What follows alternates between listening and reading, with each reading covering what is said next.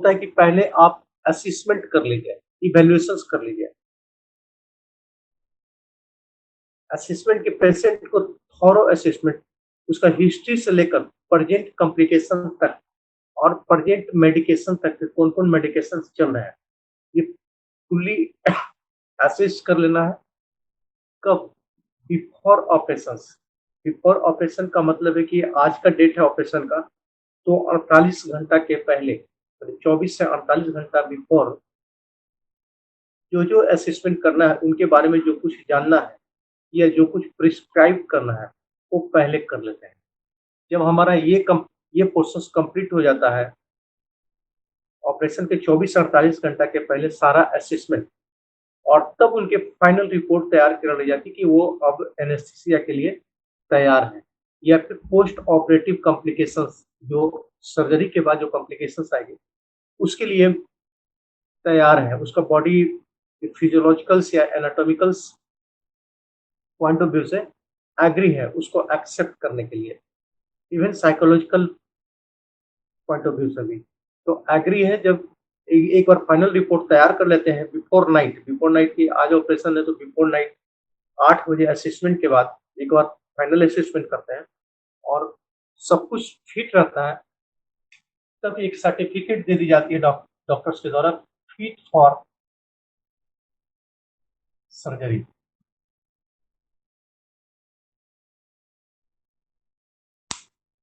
ये रात में 8 से 9 के बीच में विजिट करके डॉक्टर से एक बार फिर से असेसमेंट कर लेते हैं, फिट फॉर सर्जरी। जब ये लिखा जाता है ना तो नेक्स्ट डे सर्जरी का प्रोग्राम उसका सेट हो जाता है। अगर अनफिट यहाँ पे लिख देते हैं, अनफिट फॉर सर्जरी, तो नेक्स्ट डे सर्जरी पोस्टपोन कर दी जाती है। पोस्टपोन का मतलब है कि खत्म नहीं हुआ, इसको डेट को हम लोग एक्सटेंड कर लेते हैं फर्दर एडवाइस कि 3 दिन के बाद, जैसा बोलते हैं कि 3 दिन के बाद फिर से इसको देखते हैं या 5 डेज के बाद या 1 वीक के बाद या फिर कई बार तो महीनों लग जाते हैं। महीनों के बाद फिर से उनको बुलाया जाता है। अगर प्लांट सर्जरी है, दो सर्जरी, दो अलग अलग टाइप से हम लोग करते हैं। एक इमीडिएट सर्जरी, इमीडिएट सर्जरी में होता है खासकर एक्सीडेंटल केस, फ्रैक्चर का केस। फ्रैक्चर में खासकर spinal injury, head injury, thoracic cage का इंजरी, ये सब जो इंजरी होता है ना, इमीडिएट ऑपरेशन की जरूरत पड़ती है। वहां पर कई चीज को हम लोग दरकिनार कर देते हैं, पेशेंट जान बचाने के लिए ना, सब कुछ को छोड़ के सीधे सर्जरी की, तो वहां पे इमीडिएट सर्जरी करते हैं। लेकिन कई बार प्लांट सर्जरी करते हैं। प्लांट सर्जरी जैसे अपेंडिसाइटिस को रिमूव करना, अपेंडिसाइटिस के केस में अपेंडेक्टोमी करना है, तो यहाँ पे एकदम से इमरजेंसी नहीं है कि आज अपेंडिसाइटिस डायग्नोस हो गया तो अभी 1 घंटा में उसको कर देना है। ये ना एसेंशियल नहीं है। 1 महीना 2 महीना के बाद भी किया जा सकता है। या गोल ब्लैडर में स्टोन है तो आज डायग्नोसिस हो गया तो कल ही कर देंगे, ये भी जरूरी नहीं है। इसको हाँ हाँ हाँ। Hello sir. सर अपेंडिसाइटिस जब फट जाता है तो उसको उसका तो तत्काल आवाज किया आपकी जाता है ना साफ सर, नहीं आ रही, फिर इमीडिएट। से जैसा बोलिएगा। अगर अपेंडिसाइटिस हाँ फट जाता हाँ। है तो नहीं वो इमीडिएट तो ना किया फट जाता गया है था सर। तो तब तो फिर तुरंत, वो तो खाना खा के भाई तब भी तुरंत उसी समय, नहीं तो मर ही जाएगा। वो तो टॉक्सिसिटी हो जाता है ना अपेंडिसाइटिस। सर ये अपेंडिसाइटिस फट जाने का अपेंडिसाइटिस, कितना देर तक अपेंडिसाइटिस जब 4th स्टेज में चला गया, जब ब्रास्ट ब्रस्ट कर जी। जाएगा या ब्रस्ट कर गया, वो 4th स्टेज है, तब वहां पर इमीडिएट सर्जरी, तब प्लांट सर्जरी नहीं होता। अच्छा, सर सर कितने देर तक मतलब वो रह सकता है जब अपेंडिसाइटिस फर्स्ट ये हो नहीं जाता कह है फिर सकते भी? हो, ये कह नहीं सकते हो, 1 घंटा 2 घंटा के अंदर में भी वो टॉक्सिसिटी पूरे स्प्रेड कर जाता है बॉडी में। तो सर्वाइवनेस जहाँ ब्रस्ट कर गया ना, तो सर्वाइवनेस की चांसेस बहुत कम हो गई। आप सर्जरी करके इमीडिएट जितना टॉक्सिसिटी को निकाला जा सकता है निकाला जा सकता है। ये भी नहीं कह सकते कि सर्जरी करने के बाद भी वो बचने की संभावना बहुत ज्यादा है। नहीं सर, एक वो केस आया फट था गया दो तो दिन दो दिन फट गया दो तो दिन तक रहा था। हाँ। एक केस था सर, 2 दिन तक रहा था, वो फट गया था फिर भी 2 दिन तक रहा था ठीक से, फिर वो उसके बाद आया है वो हॉस्पिटल। वो डिपेंड करता है सिविरिटी पर, उनके फिजिकल कंडीशन पर। ऐसे घंटा 2 घंटा में भी आदमी डेथ डाई कर जाते हैं, बहुत मुश्किल हो जाता है बचाना। ठीक है। उस सिविरिटी पर डिपेंड करता है ना, कितना सीवियर थी ब्रश करने के पहले, टॉक्सिसिटी कितना फैला और उनका फिजिकल कंडीशन कैसा है। दो अलग अलग फिजिकल बॉडी दो अलग अलग तरीके से कोई भी डिजीज में रिस्पॉन्ड करता है, एकदम टू डिफरेंस, एकदम दोनों में एक जैसा नहीं होता है। तो जिस पर्सन की बात कर रहे हो सकता है कि उनकी इंडिविजुअल फिजिकल एबिलिटी बहुत ज्यादा हो, इसलिए वो सरवाइव किए इतना देर, मतलब अदरवाइज 1 आवर to 2 आवर बहुत है। कई बार तो देखा गया कि प्लेन से लेकर जैसे तुरंत तुरंत बोला गया कि तुरंत दिल्ली दिल्ली में ले जाइए, प्लेन से ले गए इमीडिएट और रास्ते में बेड न्यूज हो गया। बड़ा मुश्किल है उसमें, वो प्लांट सर्जरी में नहीं आएगा वो।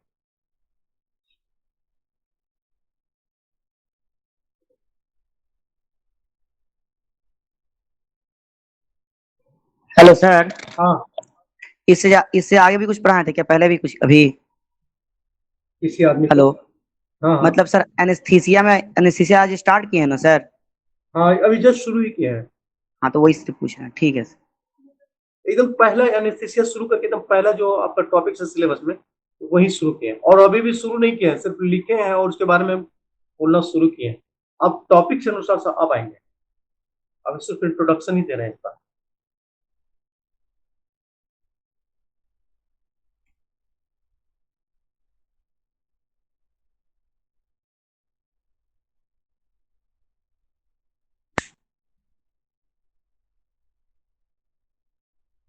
अब जो असिस्टेंट कर रहे हैं बिफोर सर्जरी, ये प्लांट सर्जरी के बारे में कर रहे हैं और एनेस्थीसिया को बहुत वेल प्लान तरीके से परफॉर्म करना है उसके लिए कर रहे हैं। तो उसी टॉपिक्स को यहाँ पे कह रहा है कि प्री ऑपरेटिव इवैल्यूएशंस। अगर दूसरे शब्दों में हम कहेंगे तो प्री ऑपरेटिव, अगर और लगा के इसका दूसरा नाम देना चाहेंगे तो प्री ऑपरेटिव असिस्टमेंट।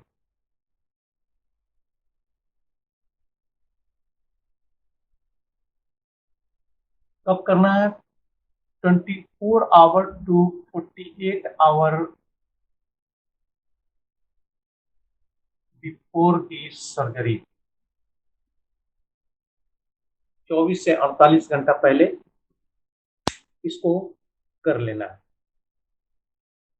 अब क्या क्या करेंगे इसमें, ये तो इसका थीम हो गया और टाइमिंग हो गया। अब इसमें क्या क्या करेंगे और क्यों करेंगे, इसका मकसद हमारा क्या है, उस पर बात कर लेते हैं।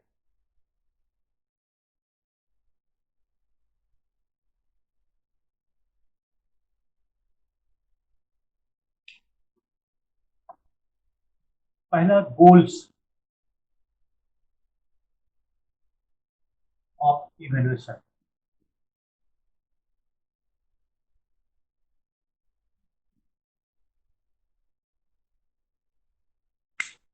गोल्स का मतलब होता है कि टारगेट, हम क्या लेकर चल रहे हैं, मेरा फाइनल लक्ष्य। गोल का मतलब होता है लक्ष्य, फाइनल लक्ष्य क्या है इवेल्युएशन को, उसके पीछे हमारा मकसद क्या है, थीम क्या रखते हैं।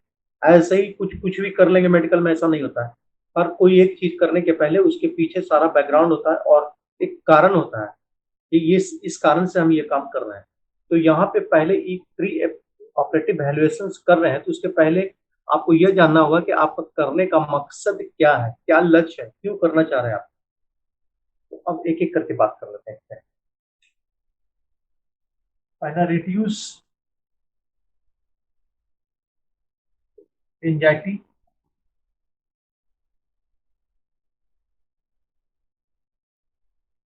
दूसरा, एजुकेट पेशेंट्स। पहला तो मकसद हो गया कि जो उसको भय है एनेस्थीसिया के प्रति या फिर सर्जरी के प्रति, उस भय को कम करना है। ठीक नहीं कर सकते हैं ये, एकदम ऑपरेशन टेबल तक बेहोश होने के पहले, मैंने एनेस्थेटाइज होने के पहले तक उसको भय रहेगा, चिंता रहेगी, क्योंकि पारिवारिक मोह माया है। अगर हमें कुछ हो जाता तो परिवार का क्या होगा, इस ढंग की बातें लगी रहती है। तो आप उसमें रिड्यूस कर सकते हैं, एंजाइटी को कम कर सकते हैं। कैसे कम करेंगे वो आगे बात होगी, लेकिन मकसद हमारा ये है कि पहले उसकी चिंता को कम करना है। Second, educate patient about anaesthesia और सर्जरी। पेशेंट को पूरी जानकारी हमें दे देना है कि ऐसा ऐसा होता है एनेस्थेसिया में या ऐसा ऐसा सर्जरी में होगा, और ऐसे ऐसे करके आप फिर ठीक हो जाएंगे। दोनों बातें, एक एंजाइटी को कम करना है, दूसरा पेशेंट को एजुकेट कर देना है। खासकर एनेस्थीसिया का टॉपिक्स है तो सर्जरी के बाद हम लोग नहीं करेंगे। Educate about anaesthesia. थर्ड हमारा मकसद होगा एक या obtain medical history of patient. Patient का पहले से कोई बीमारी चल रहा है, किसी की दवा चल रही है, या फिर किसी चीज से एलर्जी है, या किसी मेडिसिन से उसको एलर्जी है, तो ये सारी जानकारी हम पहले से जुटा लेते हैं कि एनेस्थीसिया के दौरान कोई मिस्टेक ना हो, कहीं से वो चीज हम पेशेंट पर अप्लाई न कर दें जिससे उसको एलर्जी है, या जिससे पहले वो जानलेवा कोई इंसिडेंट हो चुका है, तो उस चीज को रिपीट ना हो, इसलिए मेडिकल हिस्ट्री उसका जान लेते हैं।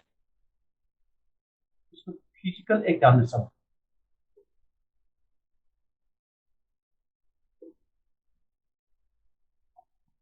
फिजिकल एग्जामिनेशन में सर से पांव तक, खासकर वाइटल ऑर्गन्स में, मैंने उसका conscious level, orientation, disorientation, cardiac systems, मैंने हार्ट बीट क्या है, ब्लड प्रेशर का कंडीशन क्या है, उसका जो रिस्पायरेटरी सिस्टम, रिस्पायरेशन का क्या स्थिति है, ये सारा चीज का स्टडी। उसके बाद अदर वाइटल ऑर्गन्स में जैसे किडनी हो गया, लीवर हो गया, पैनक्रियाज हो गया, तो ये सब बड़े ऑर्गन्स में कहीं कोई कॉम्प्लिकेशंस है या नहीं है, उसका फिजिकल एग्जामिनेशन कर लेते हैं कि कहीं कोई उसका डिजीज तो साथ में लेकर नहीं चल रहा है, और चल रहा है डिजीज साथ में लेकर, तो आपकी डिजीज का क्या कंडीशन है।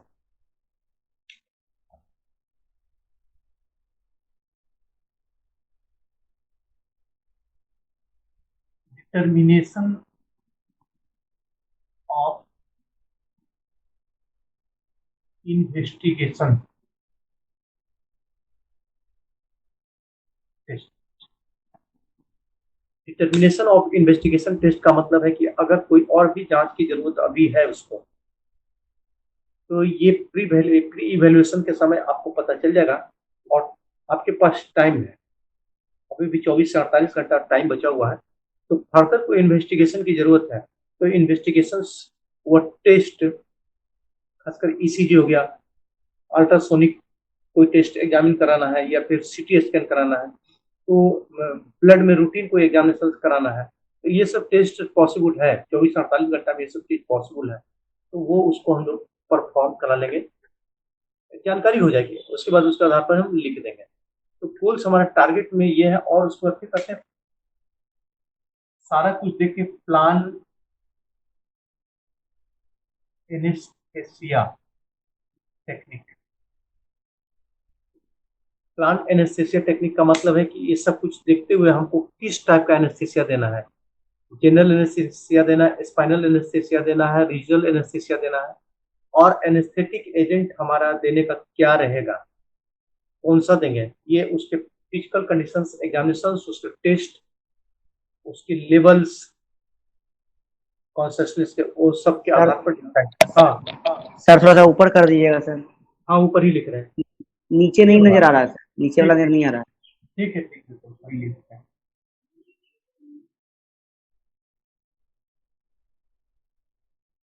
Plan anaesthesia technique.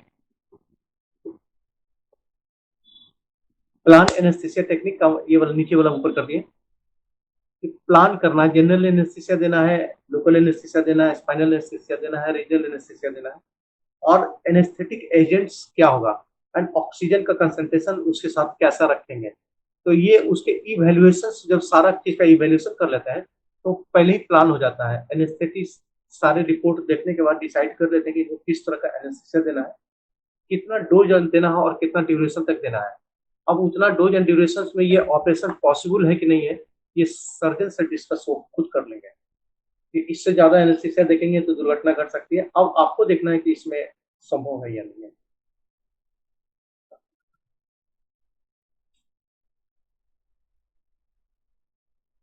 उसके बाद प्रोवाइड एनी प्री ऑपरेटिव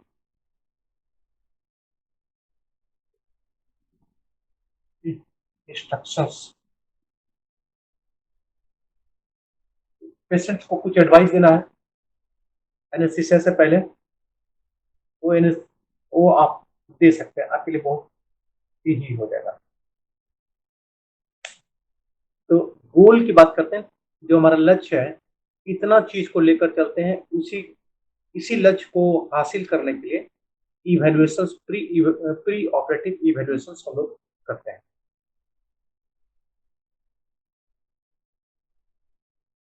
अब प्री इवैल्यूएशन में दूसरा टॉपिक बताते हैं। यहाँ तक किसी को कुछ पूछना है?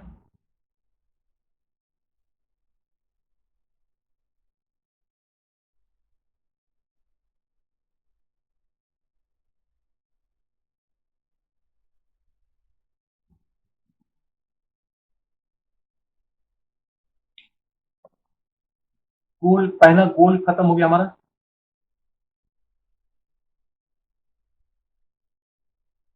दूसरा मकसद होता है history.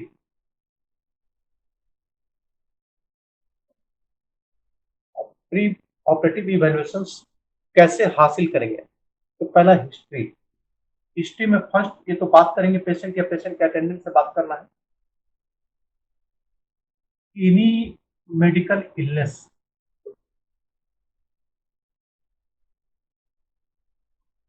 Discuss to the patient और अटेंडेंस, जानकारी आपको हासिल करना और नोट करना है।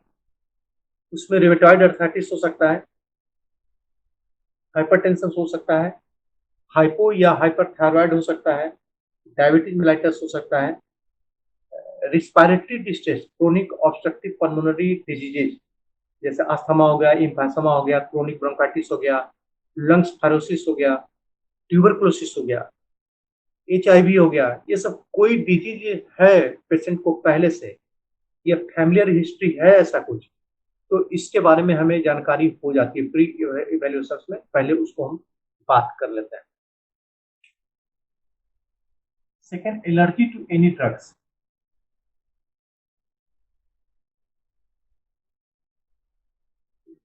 ये हिस्ट्री ले लेंगे, आपको किस ड्रग खाते हैं तो आपको परेशानी हो जाती है। जैसे सल्फोनामाइड, जितना भी सल्फर ग्रुप का दवा है, तो ज्यादातर लोगों में सल्फर ग्रुप का दवा देंगे तो पूरा शरीर पीला पड़ जाएगा और फूल जाएगा, ओडोमेटस हो जाएगा, एनासार्का हो जाएगा।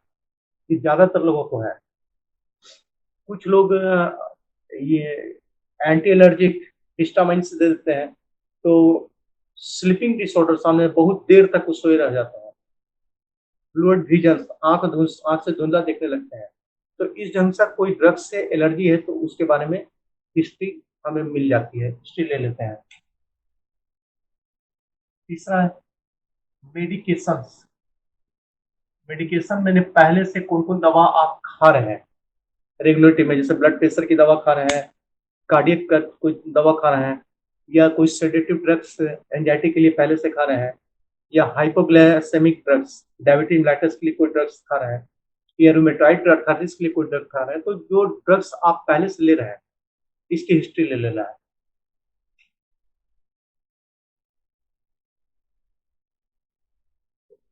उस पर history of previous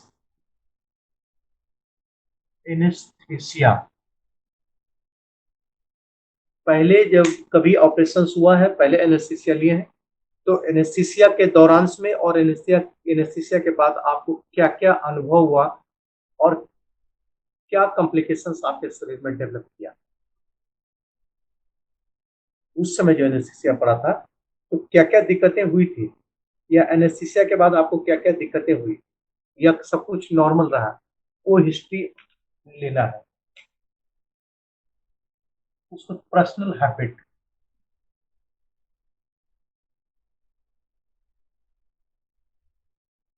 personal habit का मतलब होता है कि उसको क्या क्या चीज का आदत है, जैसे स्मोकिंग,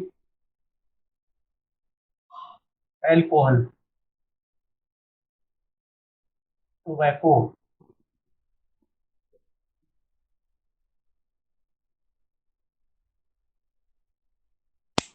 ऐसा कोई हिस्ट्री है उसको, जिसकी आदत है, जैसे सिगरेट या बीड़ी पीने की आदत है, वाइन की आदत है, पर डे उसको थोड़ा सौ चाहिए, या फिर टोबैको गुटखा है, खैनी है, ऐसा कोई चीज का उसको आदत है, तो पर्सनल हैबिट, ये सब पर्सनल हैबिट में आता है, इसकी जानकारी ले लेना है। और इसका एक मकसद है, पूछ कर उसको बेइज्जत करने की जरूरत नहीं है कि आप बहुत गंदे आदमी हैं, समाज में आप ये है वो है, वो सब के लिए हम नहीं ले रहे हैं, गुप्त रखा जाता है। हमारा मकसद है कि जब ये चीज ले रहे हैं इस, तो ऐसे कंडीशंस में हमें डर है कि कहीं अल्कोहल्स ले रहे हैं तो लीवर इनका वीक हो चुका है, ये मान के हम लोग चल रहे हैं। कितना लंबा हिस्ट्री और कितना डेली कंजम्पशन है अल्कोहल का, इनका लीवर वीक हो चुका है, ये मान लिया हम। और इसके आधार पे जो मेडिकेशन देंगे, जो एनेस्थीसिया देंगे, उसके डोज एंड ड्यूरेशन को डिसाइड करेंगे कि कहीं ऐसा तो नहीं कि जो ड्रग्स दे देंगे और इनका अल्कोहल की वजह से लीवर पहले से ही कमजोर है तो इनको कुछ बड़ी क्षति हो जाए। तो मकसद वो है। उसके बाद स्मोकिंग लेते हैं या अल्कोहल या टोबैको किसी रूप में लेते हैं, तो ये तीनों सेडेटिव्स केमिकल कंपोजिशन है। तीनों सेडेटिव सेडेटिव है, तभी ना लेते हैं, दिमाग को आराम देने के लिए लिया जाता है, टेंशन फ्री होने के लिए लिया जाता है। तो ये ऑलरेडी सेडेटिव है, हिप्नोटिक सब्सटेंसेस है। तो पहले से सेडेटिव ये ले रहे हैं, लगातार ले रहे हैं, तो जो एनेस्थीसिया का डोज हम इनके लिए डिसाइड करके रखे हैं, उस एनेस्थीसिया का असर होगा ही नहीं। आप देखेंगे कि सिगरेट कोई पहला बार किसी से पूछ लीजिएगा, पहला बार सिगरेट पीते हैं ना, तो उनको एक कस दो कस लगाते लगाते उनको आराम मिलने लगता है और माथा घूमने लगता है, बहुत अच्छा लगता है उनको। या अल्कोहल शुरू करते हैं ना, एक छोटा सा पैक किसी के साथ बैठ लिया, ले लिया, और इतना ही में वो इंजॉय करने लगते हैं। लेकिन जैसे ही वो सेकेंड टाइम लेंगे तो एक सिगरेट का एक कस उनको कुछ नहीं होगा, फिर पूरा सिगरेट होने के बाद थोड़ा महसूस होगा। और दो दो तीन दिन चार दिन लगातार ले लेते हैं, उसको सिगरेट से उनको जाएगा ही नहीं, मतलब कि और ज्यादा सेडेटिव कंपोनेंट चाहिए, इतना से उनको नहीं होगा। तब ना चेन स्मोकर हो जाते हैं कि एक सिगरेट फेंकते हैं, दूसरा पी लेते हैं, फिर तीसरा फेंकते हैं, चौथा पी लेते हैं। तो चेन स्मोकर होने का मकसद ही वही है, जो किसी तरह से वो नशा चाहते हैं जो पहला बार पाते हैं, और इसके लिए ब्रेन जो है ना उतना से अडेप्ट हो चुका है, अब उतना उनको होगा ही नहीं। तो ये कंटिन्यू लेने लगते हैं, अल्कोहल या स्मोकिंग चाहे टोबैको कंटिन्यू लेने लगते हैं। तो ठीक आप एनेस्थीसिया दे रहे हैं तो वो भी सेडेटिव ही दे रहे हैं, ये पहले से अडेप्टेड है, इतना अमाउंट ऑफ सेडेटिव ड्रग्स से अडेप्टेड है। तो एनेस्थीसिया का डोज एंड ड्यूरेशन डिसाइड करने के पहले ये बहुत काम का चीज है कि इससे पता चलेगा कि इतना में इसको कुछ होगा या फिर इसको डोज को बढ़ाना पड़ेगा। साथ में इनका लीवर भी डैमेज है या लीवर कमजोर हो चुका है, उसके साथ कैसे हम एडजस्ट करेंगे।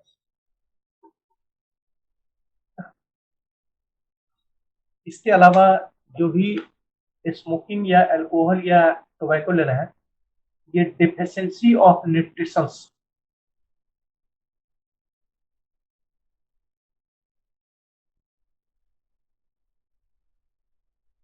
डिफिशियंसी ऑफ न्यूट्रिशन मतलब उनको खान पान की कमी का शिकायत रहता है, या फिर लेते हैं तो शरीर में नहीं लगे, खासकर विटामिन बी कम्प्लेक्स, जो भी अल्कोहल का सेवन कर रहे हैं, विटामिन बी कम्प्लेक्स की उनके शरीर में बहुत ज्यादा कमी हो जाती है।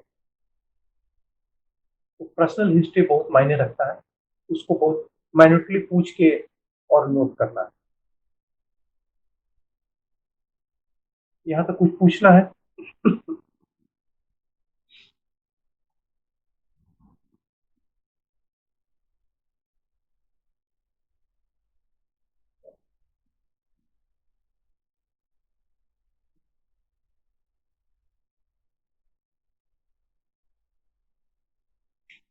थर्ड में फिजिकल एग्जामिनेशन अब करेंगे।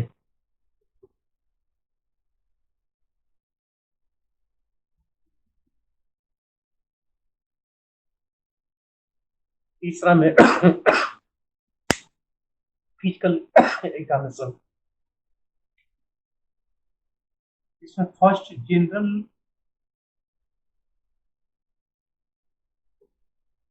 फिजिकल एग्जामिनेशन,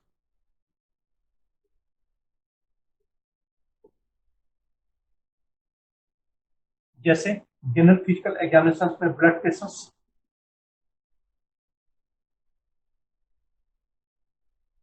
पल्स,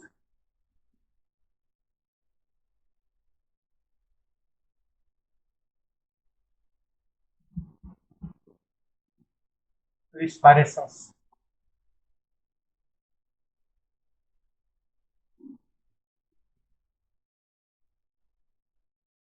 एनीमिक, आंख वगैरह देखे, नाखून देखे कहीं चेहरा पीला तो नहीं। तो ये जनरल फिजिकल एग्जाम से करेंगे, खासकर ब्लड प्रेशर का वैल्यू, पल्स का रेट, रिस्पायरेशन का कंडीशंस एंड एनीमिक। एनीमिक चेहरा देख के कहीं पीला पड़ा हुआ है, कंजंक्टिवा आंख का देख लेंगे या नील वेट देख लेंगे, कहीं दबाने के बाद ये रेड नहीं होकर कोई लुइस कलर में तो कन्वर्ट नहीं कर, तो ये सब चीज पहले से प्रेडिक्ट हो जाता है। तो देख लेना है, ये जनरल एग्जामिनेशन में इतना कुछ आपको देखना है।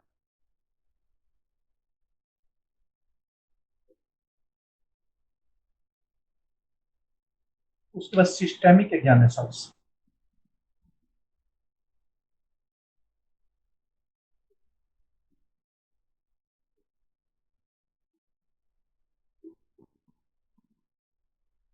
सिस्टेमिक का मतलब है सिस्टम से जुड़ गया, इसमें कार्डियोवैस्कुलर सिस्टम,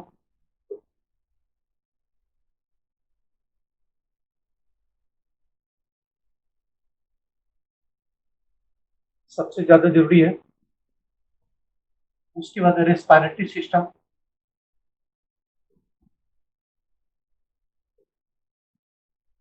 उसके बाद हिपैटिक सिस्टम, उसके बाद नर्वस सिस्टम, उसके बाद स्पाइनल, उसके बाद एब्डोमेन। रिप्रोडक्टिव सिस्टम से बहुत ज्यादा लेना देना नहीं है, उसको छोड़ देते हैं। प्रॉपर एग्जामिनेशन, कार्डियक सिस्टम का, रिस्पिरेटरी सिस्टम का, हिपैटिक सिस्टम का मतलब लीवर का, नर्वस सिस्टम्स, स्पाइन का कंडीशंस और स्पाइनल में कोई डिजीज है कि नहीं। साथ में एब्डोमेन, एब्डोमेन में साइटिस है, पेनक्रियाटाइटिस है, अल्सरेटिव कोलाइटिस है, गैस्ट्राइटिस है, ये सारी चीज का प्रॉपर एग्जामिनेशन, फिजिकल एग्जामिनेशन हम लोग कर लेते हैं।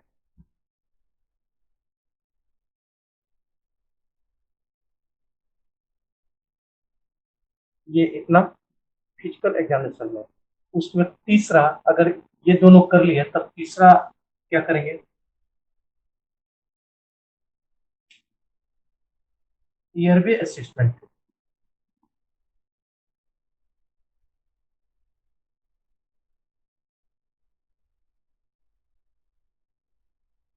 एयरवे असिस्टेंट का मतलब कि जो रिस्पायरेटरी ट्रैक्ट है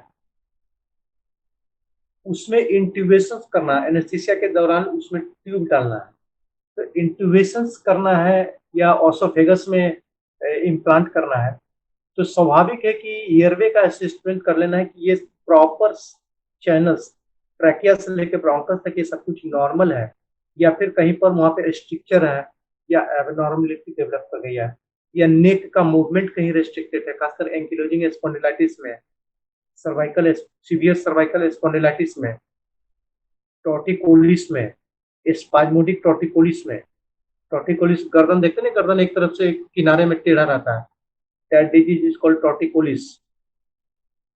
स्पाज्मोडिक टॉर्टिकोलिस, कभी कभी सो के उठते हैं या फिर आप स्नान कर रहे हैं, अचानक से कुछ हो जाता है गर्दन में, उसके बाद गर्दन मुड़ता ही नहीं है, तो 3 दिन 4 दिन ऐसे ही रह जाता है, सो भी नहीं पाता है, तो that disease is called spasmodic torticollis. तो ये सब चीज को देख लेना है। ये सब चीज जब अगर रहेगा तो फिर एनेस्थीसिया के दौरान इंट्यूबेशन में बहुत प्रॉब्लम सामने आएगी। तो सिर्फ फिजिकल एग्जामिनेशन में जनरल और सिस्टमिक नहीं, बल्कि इस चीज को भी जो ऑनसेट सडन डेवलप कर गया है या परमानेंट डिफॉर्मिटी के रूप में सामने है, इसका भी असेसमेंट हमको करना है। इतना हम लोग फिजिकल एग्जामिनेशन में करते हैं। यहाँ तक किन्हीं को कुछ पूछना है?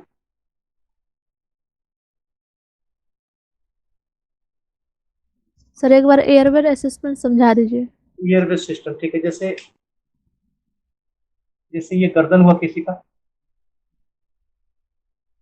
गर्दन से ट्रैकिया आएगा और ट्रैकिया फिर ऐसे करके ब्रोंकस में कन्वर्ट करेगा,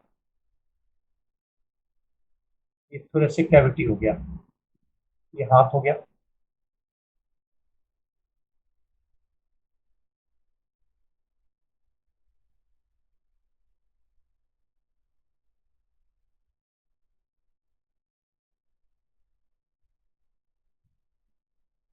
ये माउस से ना इंट्यूबेशन करेंगे, माउस से ऐसे करके ट्यूब डालते हैं, एनेस्थीसिया वाला ट्यूब डाला जाता है या रिस्पायरेटरी ट्यूब डाला जाता है, माने ऑक्सीजन का ट्यूब एंड एनेस्थीसिया का ट्यूब, इंट्यूबेशन। ये मेरा टॉपिक्स बहुत आगे का है, अभी नहीं है, पढ़ना है आपको, लेकिन बताते रहे। इंट्यूबेशन करेंगे, अंदर ट्यूब डालना है, तो इसका सही तरीके से अंदर चल जाए, इसके लिए जरूरी है कि उसका गर्दन और इसका हेड ये सब कुछ नॉर्मल रहे, ये जरूर बहुत जरूरी है। नहीं तो पहले ही हमको मालूम हो जाएगा कि नहीं इसको ये डिफॉर्मिटी है या इसको ये प्रॉब्लम है, इंट्यूब करने में बहुत प्रॉब्लम होगा, तो एनेस्थीसिया हमारा चेंज कर देंगे, हम जनरल एनेस्थीसिया नहीं देंगे, दूसरा एनेस्थीसिया देंगे, या ऑक्सीजन थेरेपी जो देना था उस समय उसका तरीका कुछ कुछ सब हो जाएंगे। तो एयरवे असेसमेंट बहुत जरूरी है। अब इसमें क्या क्या देखेंगे ये बात कर रहा है।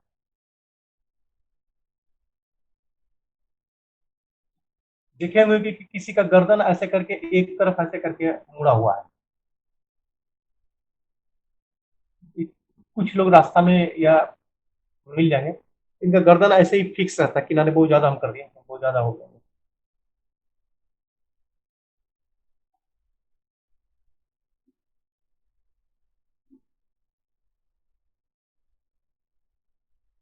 ये ऐसा ही रहता है, टेढ़ा रहता है, इस डिजीज को बोलते हैं टॉर्टिकोलिस। ये गर्दन पहले ही से एक तरफ तिरछा है, टॉर्टिकोलिस, ये सीधा नहीं होगा, डिफॉर्मिटी है। तो इसमें जो इंट्यूबेशन करेंगे बहुत डिफिकल्ट हो जाएगा, बड़ा मुश्किल हो जाएगा या नहीं भी हो सकता है। तो एयरवे असेसमेंट में इस चीज को हम लोग नोट कर लेंगे। सेकेंड आता है स्पाज्मोडिक टॉर्टिकोलिस। आप कोई भी ऐसा आदमी नहीं है जिसका अनुभव इसको जीवन में नहीं होता है, या आप लोग को नहीं हुआ होगा। बोलते हैं ना कचक गया, ठीक है, कल नहा रहे थे, ये तकिया पे सोए हुए थे, अचानक उठे, उस पर कचक गया, गर्दन ही मेरा नहीं घूम रहा है, बहुत दर्द है, हाथ वगैरह सब एकदम ऐसे करके रखे हुए तो आराम मिलता है। और ये 3 4 5 दिन तक रहने वाला, धीरे धीरे धीरे धीरे करके चलता जाएगा, गर्दन उसमें नहीं मुड़ेगा। तो दुर्भाग्य से एनेस्थीसिया के समय ये डेवलप, जब सर्जरी का डेट रखाएगा उसी समय हॉस्पिटल में जाने के दौरान ये हो गया, तो उस समय भी इंट्यूबेशन, अंदर ट्यूब डालना बहुत डिफिकल्ट है। उस डिजीज को स्पाज्मोडिक टॉर्टिकोलिस बोलते हैं। तो इसी की तरफ प्रॉब्लम हो गया, अब अंदर ट्यूब नहीं डाला जा सकता उस समय, या बहुत डिफिकल्ट हो जाएगा ट्यूब डालने में, या फिर कोई अलग टेक्निक यूज करना पड़ेगा। तो इसको असिस्ट कर लेते हैं, या फिर ये देख लेता है ना कि ट्यूब जो डालेंगे रिस्पायरेटरी टैग कहीं कहीं पर सिकुड़ा हुआ तो नहीं है, जैसे ट्यूब डालेंगे कहीं इंजुरी तो नहीं हो जाएगा, या मुंह कितना खुलना चाहिए वो खुल रहा है कि नहीं खुल रहा है, ये चीज को हम देखेंगे। इसी को बोले एयर वे असेसमेंट बोलते हैं, कि रास्ता जो है सांस आने जाने का वो प्रॉपर है या फिर उसमें कोई डिफिकल्टीज है, कोई प्रॉब्लम वहां पे सामने है, इसको असिस्ट कर लेना।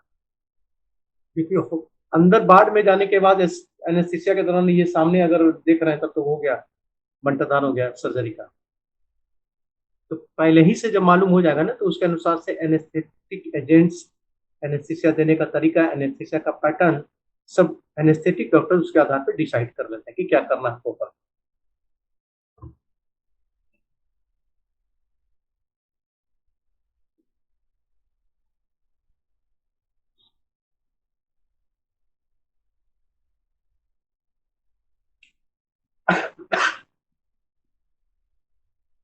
इसके बाद आपको हेलो सर। हाँ हाँ बोलो। सर बोल रहे हैं कि जो एयरवेज असेसमेंट का जो पाइप रहता है उसको, उसका नाम क्या है सर? इंट्यूबेशन, उसको इंट्यूबेशन बोलते हैं, लेरेंजियो ट्यूब बोलते हैं, लेरेंजियो ट्यूब, लेरेंजियो फेरिंग ट्यूब, लेरेंजियो ट्यूब्स, सर लेरेंजियो। लेरेंजियो का सहारे ना उसको डाला जाता है। हाँ हाँ, तो उसका एक अच्छा सर, तो मेजरमेंट कहाँ? होता है, हाँ सर। उसका एक मेजरमेंट होता है, करीब करीब 21 सेंटीमीटर का होना चाहिए, उससे छोटा होगा उससे बड़ा होगा, उम्र के अनुसार से उसको डिसाइड करते हैं। ये मेरे टॉपिक्स है, ये जो खत्म होगा ना प्री ऑपरेटिव असिस्टमेंट, उसके बाद प्री मेडिकेशन है, और तीसरा टॉपिक्स में वो है एनेस्थेटिक मशीन, जब पढ़ाने लगेंगे ना तो उसमें है, ये तीसरा टॉपिक्स में सब आएगा। सर कहाँ तक ले डाला जाता है वो यहाँ पे, मतलब अंदर असोफेगस अंदर या? ट्रैकिया तक उसको इंट्यूब करते हैं, ट्रैकिया तक। ठीक, ठीक है सर। वो तीसरा टॉपिक होगा हमारा।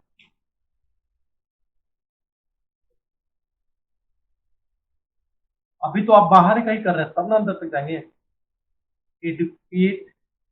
सर फिजिकल में ही है सर। क्या बोल रहे हो? फिजिकल में है सर ये टॉपिक। एक बार फिर से बोलिए, नहीं सुने क्लियर हम। बोले सर फिजिकल में ही है ये टॉपिक। ये टॉपिक्स इसके एनेस्थेसिया में है, लेकिन इसमें नहीं आएगा। ये तो सिर्फ बाहर से भी असेसमेंट कर रहा है ना, वो इंट्यूबेशन जो है एनेस्थेटिक मशीन के अंदर में आता है। Anaesthetic machine and anaesthetic assisted device, तो असिस्टेड डिवाइस में सर आता है। सर वो इसके बारे में पूछ रहा है, एडिक्वेट माउथ के बारे में पूछ रहा है सर। एडिक्वेट माउथ, हाँ सर, ये पूछ रहा है कि फिजिकल एग्जामिनेशन में आएगा। हाँ हाँ, फिजिकल एग्जामिनेशन में ठीक है सर। Adequate mouth opening. अभी तो डिजीज का किया था, अब माउथ का भी ओपनिंग करेंगे ना। हो सकता है कि पेशेंट को टेटनस पहले रहा है, पेशेंट गुटखा खा रहा है, गुटखा खा रहा है तो उसका जॉ पूरा नहीं खुलता है, या रूमेटॉइड अर्थराइटिस है तो पूरा जॉ, पूरा मुंह को खोलने के लिए कहोगे वो नहीं खुलेगा।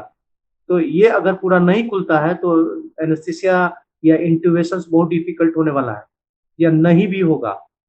तो इसी का असेसमेंट माउथ के ओपनिंग, जैसे मुंह को बोलने खोलने के लिए पूरा मुंह खोलिए, तो इसका असेसमेंट कर रहे हैं। उसमें क्या क्या देखेंगे उस पर बात कर रहे हैं।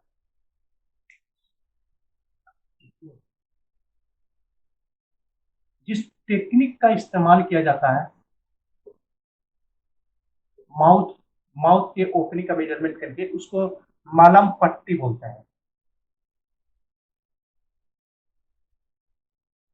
ये आपका 1 नंबर का क्वेश्चन होगा, इसको नोट कर लीजिएगा।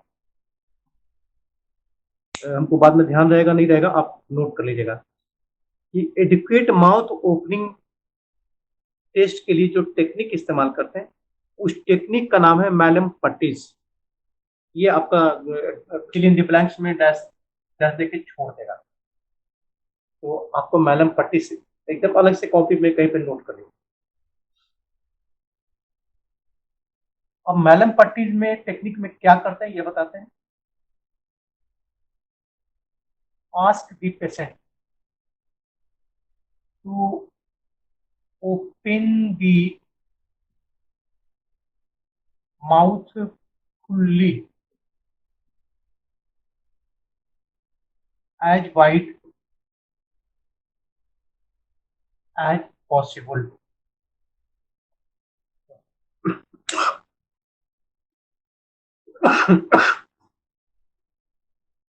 पेशेंट को अपने सामने बिठा देना है, कंफर्टेबल पोस्चर में, सामने सामने बैठेंगे कि तिरछाप नहीं बैठेंगे। उसके बाद बोलेंगे पेशेंट को मुंह खोलने के लिए, आपका मुंह बंद है इसको खोलिए, और एज मच एज पॉसिबल जितना फैला सकते हैं मुंह को उतना आप फैला लीजिए, और फैला के आप उसको रोके रखना है। जब तक हम नहीं कहेंगे तब तक इसको लूज नहीं करना है। लिप्स को फैलाइए, और फैलाने के बाद जितना फैला सकते हैं वाइड, जितना ज्यादा आपसे संभव है वो फैला लीजिए, और फैला के आप रुकिए। जब तक हम कुछ नहीं कहेंगे तब तक आप ऐसे ही किए रखिएगा। ये फर्स्ट स्टेप हुआ। अब सेकेंड स्टेप क्या करता है।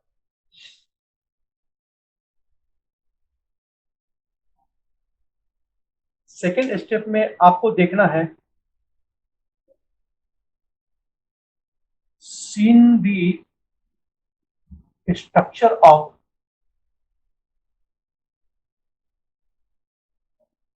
Buccal cavity.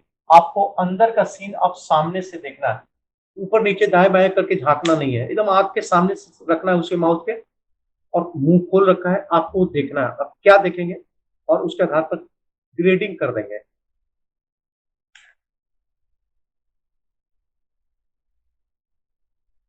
क्लास 1 ग्रेडिंग 1 हो गया, क्लास 1 मतलब ग्रेडिंग 1। तब कहेंगे जब आप देख रहे हैं तो 3 चीज आपको दिखाई दे रहा है। सॉफ्ट पैलेट,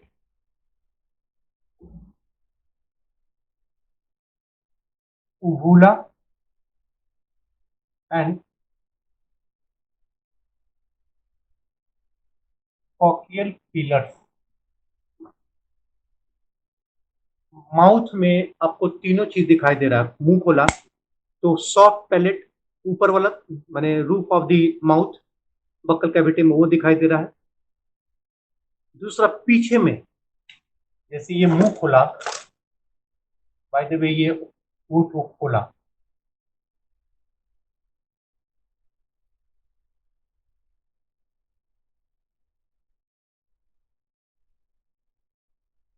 ठीक है। तो अंदर में ये रूफ दिखाई दे रहा है, तो ये सॉफ्ट पैलेट दिखा रहा है, और जैसे ही गलफड़ा अंदर होने लगेगा तो यहाँ पे ऐसे करके उबूला लटका हुआ दिखाई देता है। तो उबूला दिखाई दे रहा है ना, फैटस ऑफ पिलर जहाँ पे टॉन्सिल रहता है, ये तीनों चीज आपको दिखाई दे रहा है। ऊपर वाला भी दिखाई दे रहा है, ये भी दिखाई दे रहा है, और उबूला जो लटका हुआ है ये भी दिखाई दे रहा है। तो that is grade under class 1, मैंने सब कुछ नॉर्मल है, इसको क्लास 1 में रखेंगे। अब सर वो चेंज टॉन्सिल्स का नीचे है, उसको क्या बोला जाता है? टॉन्सिल्स के नीचे नहीं रहता, फॉकल पिलर निकला रहता है, जिसके अंदर में उसके अराउंड में टॉन्सिल्स रहता है। तो ये नीचे की ओर दिखाई देगा। तो तीनों आपको उबूला और ये फॉकल पिलर पीछे माने गलफाड़ा में जहां नीचे की ओर गला में मुड़ने लगे तो वहां दिखाई देगा, और ये सॉफ्ट पैलेट ऊपर में तलवा, ऊपर वाला तलवा, ये सर तीनों दिखाई दे रहा है। कौन पिलर बोले हैं सर? टॉसियर पिलर? फॉकल पिलर क्या लिखा हुआ है, ये लिखा हुआ है। एफ है सर। अब सेकंड में आते हैं, क्लास 2। अब ग्रेड 2 में क्या आप देखेंगे, इसमें बोला है कि फॉकल पिलर्स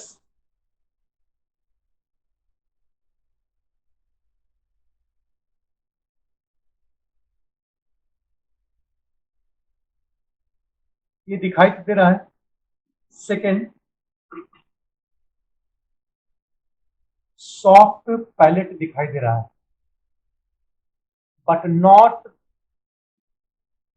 दी उबुला, ये अब दिखाई देना बंद हो गया। जबकि नॉर्मली ये तीनों चीज दिखाई देना चाहिए था, ये वाला नहीं दिखा, उबुला नहीं दिख रहा है, लेकिन सॉफ्ट पैलेट ऊपर वाला दिखाई दे रहा है एंड फॉकल पिलर दिखाई दे रहा है। तो ये ग्रेड 2 में आ जाएगा, माने कि मुंह खुला हुआ है लेकिन इतना नहीं खुल रहा है कि सब कुछ नॉर्मल दिखाई दे। तो दैट इज क्लास 2, ये क्लास 2 में आएगा। अब क्लास 3 पे आते हैं।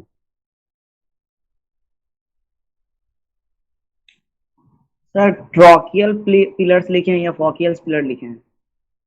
क्या हेलो प्रॉब्लम? सर, वो टॉकियल पिलर्स लिखे हैं या फॉकियल्स लिखे हैं? फॉकियल, FAUCIL, FAUCIAL, दोनों में एक ही चीज लिखा हुआ है, FAUCL, फॉकियल पिलर। तीसरा में आता है क्लास 3 में, ओनली सॉफ्ट पैलेट, सिर्फ आपको सॉफ्ट पैलेट दिखाई दे रहा है, उबुला एंड फॉकल पिलर अब नहीं दिख रहा है। मतलब मुंह इतना खुला हुआ था, सेकंड में मुंह इतना खुला हुआ है, थर्ड में मुंह इतना खुला हुआ है कि ऊपर वाला पैलेट दिखाई दे रहा है, लेकिन गलफड़ा के अंदर जो फेरिंक्स के अंदर में जो ऑर्गन्स है, उबुला या फिर फॉकल पिलर, ये आपको नजर अब नहीं आने लगेगा। तो दैट इज क्लास 3। उसके बाद चौथा था क्लास 4, क्लास लिख रहे हैं, क्लास लिखा है, क्लास 4। फोर्थ में आता है, यहाँ पे ओनली हार्ड पैलेट,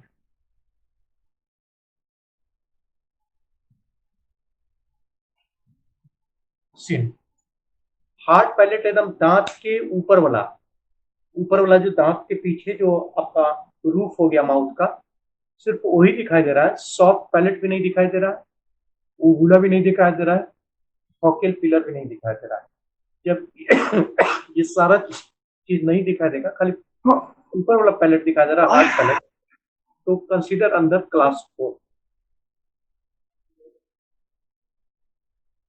ये इतना चीज माउथ के ओपनिंग में हम स्टडी करते हैं, ये सब फिजिकल एग्जामिनेशन के अंदर में ही आ रहा है।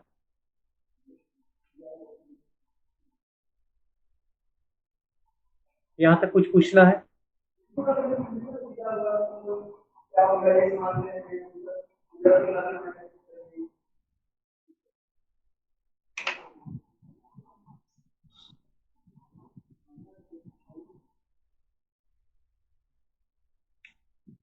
अब आपको फिजिकल एग्जामिनेशन में अगला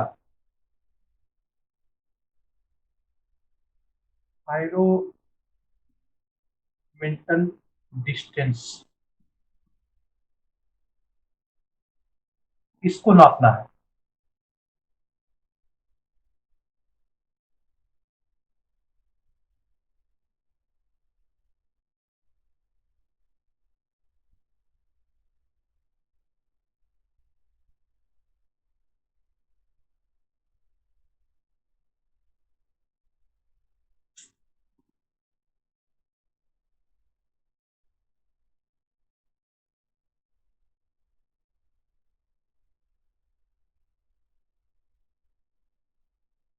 इसको साइड व्यू से देखना है। साइड व्यू हम डायग्राम बनाए समझाने के लिए, इसको आप सामने से देखना है। यहाँ पे आप देखेंगे कि थायराइड उभरा हुआ बोन है, इस जगह पे आप देखेंगे कि सामने यहाँ पे उभरा हुआ है, यहाँ पे बोन। यहाँ से चिन का जो पोर्शन है, मैंडिबल्स का एंटीरियर पोर्शन, इन दोनों को स्केल से या इंच टेप से नाप लेना है, और इसी मेजरमेंट को हम लोग थायरोमेंटल डिस्टेंस बोलते हैं। एकदम नॉर्मली वो खड़ा रहेगा, एकदम नॉर्मल रहेगा, न गर्दन ऊपर, मैंने सर न ऊपर करेगा, न नीचे करेगा, न दाएं बाएं, एकदम स्थिर रहेगा। और तब यहां से थायराइड नॉच से आप जॉ के मैंडिबल्स, लोअर मैंडिबल्स है, वहां के सबसे प्रोमिनेंट पार्ट को नापेंगे, डिस्टेंस इसका कितना है, और इसी को हम लोग थायरोमीटर डिस्टेंस के नाम से जानते हैं। ये नॉर्मली ये डिस्टेंस 6.5 सेंटीमीटर होना चाहिए। अगर इतना है तो नॉर्मल है, इंट्यूबेशन में कोई प्रॉब्लम नहीं है, एनेस्थीसिया बहुत इजीली हो जाएगा। दोनों के बीच में 6.5 सेंटीमीटर का डिस्टेंस है, सब कुछ नॉर्मल है। अगर ये सेकेंड 6.0 टू 6.5 के बीच में है, मतलब कि थोड़ा सा कम है, इसका मतलब डिफिकल्ट इंट्यूबेशन। सर इधर इस साइड दिखाई नहीं दे रहा है sir. Distance, thyromental distance 6.5 centimetre normal है। सेकेंड के 6 सेंटीमीटर टू 6.5 सेंटीमीटर, ये डिफिकल्ट इंट्यूबेशन है, यहाँ पे ट्यूब अंदर डालना तो कठिन हो जाएगा। एंड तीसरा बिलो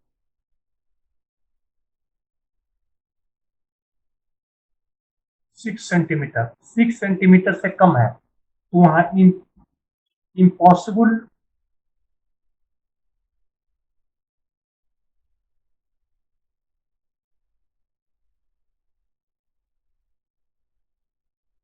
स्कोपी, कोई भी इंट्यूबेशन लैरेंजियोस्कोपी वहां इंट्यूब्यूट करेंगे, ये इम्पॉसिबल है, नहीं हो पाएगा। तो फिजिकल एग्जामिनेशन में माउथ के बाद थायरोमेंटल डिस्टेंस, इसका भी मेजरमेंट हम लोग करते हैं। उसको नेक्स्ट फिजिकल एग्जामिनेशन में, हाँ कैमरा हल्का इधर लेफ्ट कीजिए तो सर, इधर इधर, हाँ बस सर ठीक है।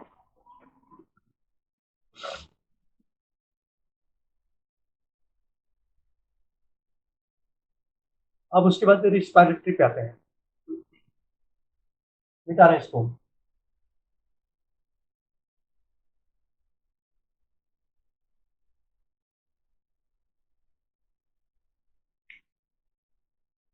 रिस्पायरेशन में ब्रीथ होल्डिंग टाइम,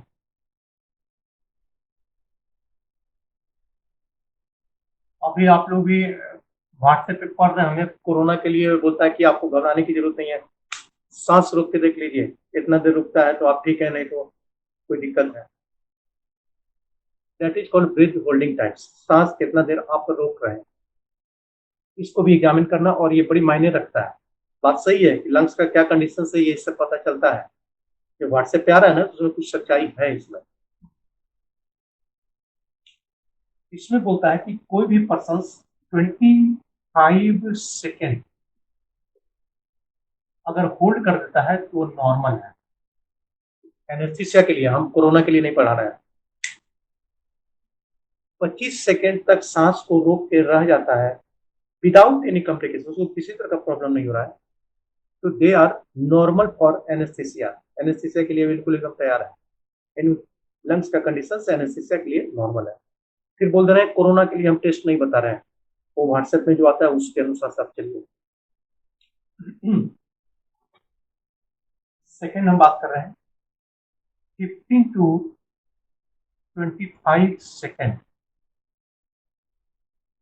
अगर 25 सेकेंड से कम और 15 सेकेंड से ज्यादा होल्ड कर ले रहा है, इट मीन्स की बॉर्डर लाइन पे है। बॉर्डर लाइन पर यहाँ से रिस्क शुरू हो जा रहा है। लंग्स में है प्रॉब्लम, और एनेस्थीसिया के लिए यहाँ रिस्क फैक्टर शुरू हो जा रहा है, बॉर्डर लाइन पे आ गया है, एनेस्थीसिया देने में रिस्क थोड़ा बहुत है। और तीसरा, लेस देन 15 सेकेंड, अगर 15 सेकेंड के अंदर है तो इसका मतलब है इसको सीवियरली डिमिनिश्ड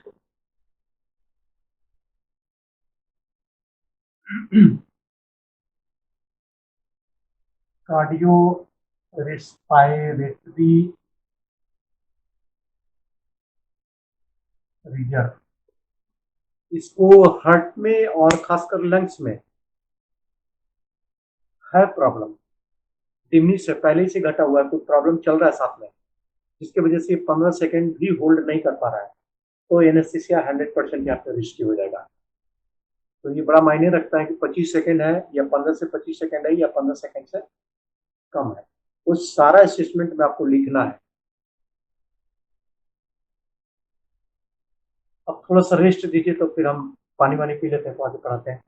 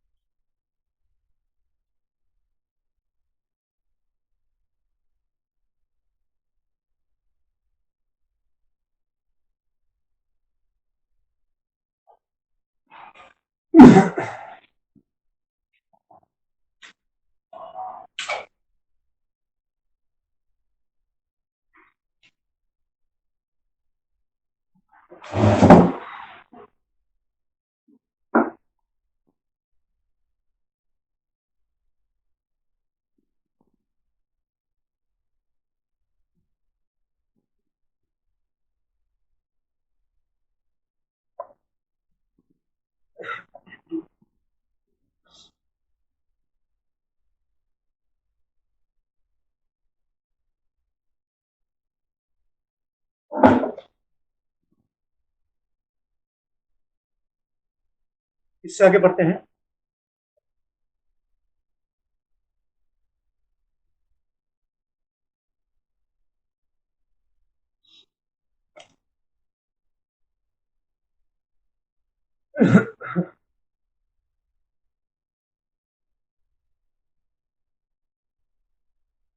नेक्स्ट टेस्ट ये भी रिस्पायरेटरी के ही है, मैच स्टिक टेस्ट।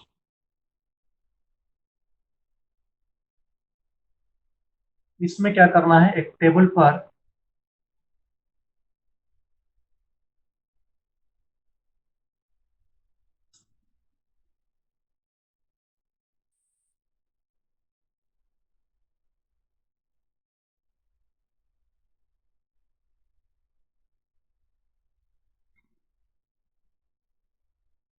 माचिस का तिल्ली रख देना है।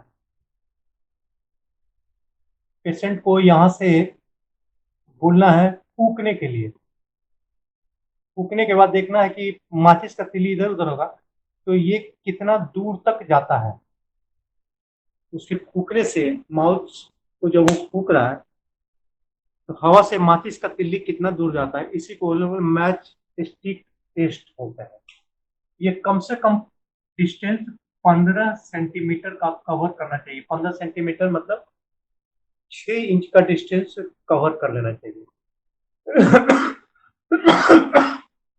अगर 15 सेंटीमीटर दूर तक चल जाता है मतलब रिस्पायरेशन और इसका वाइटल कैपेसिटी नॉर्मल है।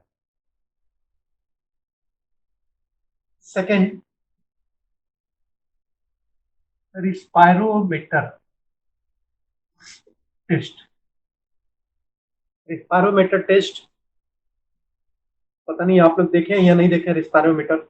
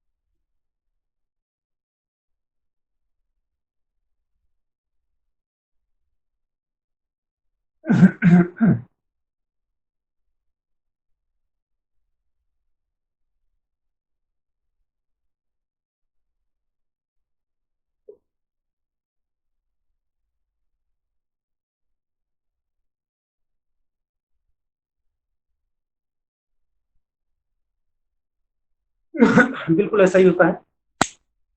प्लास्टिक का बना हुआ है, प्लास्टिक में 3 सिलेंडर लगा हुआ है, 1 2 3, तीनों सिलेंडर ऊपर में आपस से एक दूसरे से जुड़ा हुआ है कि हवा एक दूसरे में आ जा सकता है। और नीचे नीचे तीनों सिलेंडर में प्लास्टिक का छोटा छोटा बॉल, हल्का होलो बॉल डाला हुआ है। सब वैक्यूम टाइट है, बाहर से हवा नहीं जाएगा। हवा आने जाने के लिए मात्र यहाँ से एक ट्यूब लगा हुआ है जिसको हम लोग एयर ट्यूब बोलते हैं, और यहाँ पे माउथ पीस है। तो इसको मुंह में लेके हवा को खींचना है, जैसे रिस्पायरेशन करते हैं वैसे मुंह से हवा को खींचना है। क्योंकि वैक्यूम है तो इसी में से हवा अंदर जाएगा माउथ में, बाहर से तो नहीं जा पाएगा। जैसे खींचते हैं ना तो अंदर में वैक्यूम होने लगे तो बॉल धीरे धीरे धीरे करके ऊपर चढ़ने लगेगा।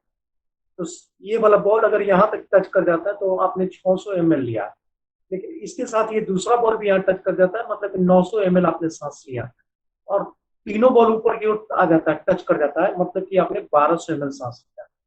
तो ऐसा ही रिस्पायरोमीटर, पॉकेट रिस्पायरोमीटर भी आता है, उसके द्वारा मेजरमेंट कर लेते हैं कि इसका वाइटल कैपेसिटी क्या है, लंग्स में सांस लेने के कंडीशंस क्या है। सर माउथ क्या लिखे हैं? Mouthpiece, PIECE।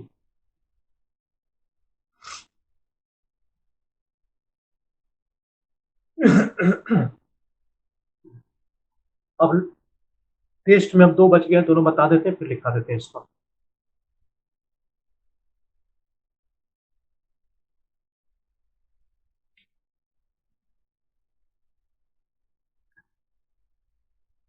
अब फिजिकल स्टेटस, इसका इवैल्यूएशन करना है। फिजिकल स्टेटस में क्या क्या करेंगे, इसको भी ग्रेड कर दिए हैं। ग्रेड 1 नॉर्मल हेल्दी पर्सन,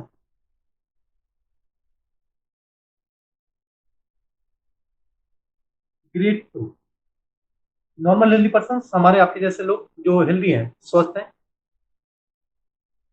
या कोई भी आदमी जिसको जानते हैं कोई प्रॉब्लम नहीं है, नॉर्मल हेल्दी पर्सन। ग्रेड 2 में mild systemic disease,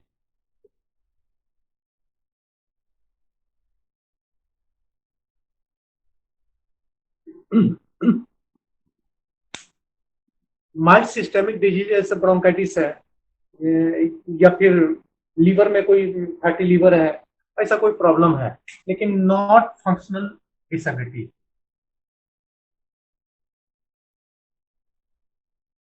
functional impairment, कोई उसको काम करने में दिक्कत नहीं है, एकदम से नॉर्मल है, प्रॉब्लम है थोड़ा लेकिन नॉर्मल है, ग्रेड 2 में आएगा।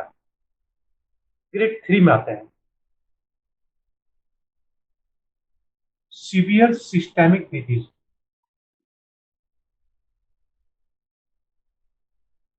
उसको बड़ा प्रॉब्लम है सिस्टम का, जैसे एंजाइना पेक्टोरिस है, आस्थमा है, डायबिटीज है, ऐसा कोई बड़ा प्रॉब्लम है उसको। And limit the functional activity, limit कर दिया है, बट नॉट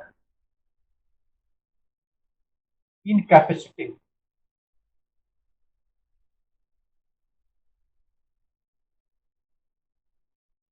सीवियर प्रॉब्लम है सिस्टमिक, फंक्शन का लिमिट हो गया, लेकिन ऐसा एकदम से खत्म हो गया है कि कुछ भी उसमें नहीं किया जा सकता, ऐसा कंडीशन तो नहीं है। ग्रेड 3 में इसको रखेंगे।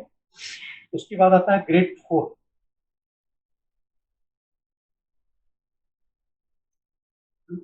इनकैपेसिटिंग,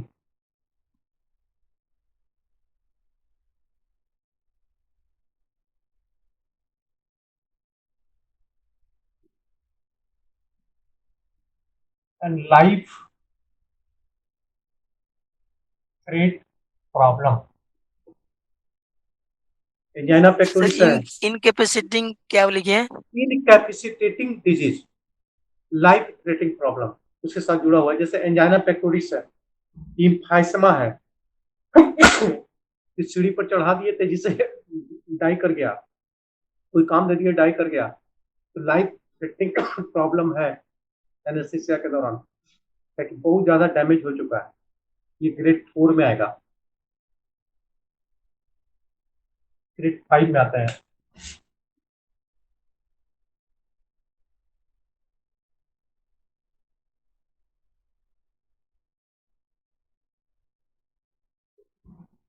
मोरिबंड patient,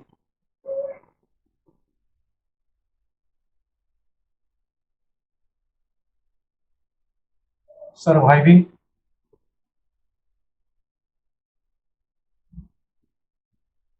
more than 24 hours with or without operation। बड़ा प्रॉब्लम है, जैसे बल्ब फेल कर गया, कार्सिनोमा है, लंग्स कार्सिनोमा है, तो जिसमें पेशेंट जब एडमिट कराया गया है, जब आप एग्जामिन कर रहे हैं, तो ये मान के चल रहे हैं कि ये 24 घंटा से तो ज्यादा जिंदा रहेगा, लेकिन हो सकता है कि 24 घंटा में मर जाए, 48 घंटा में मर जाए, 5वां दिन मर जाए। ऑपरेशन कर रहे हैं तब भी और ऑपरेशन नहीं कर रहे हैं तब भी, मतलब ऑपरेशन कर रहे हैं तब भी उसकी मौत तय है, ऑपरेशन नहीं कर रहे हैं तब भी मौत तय है, तो they are consider under 5th grade, ये 5वां ग्रेड में आएगा। लास्ट 6th, तो 14 आवर्स के बाद क्या लिखे हैं? morbidant patient surviving more than 24 hours with or without operations। छठा, ब्रेन पेशेंट,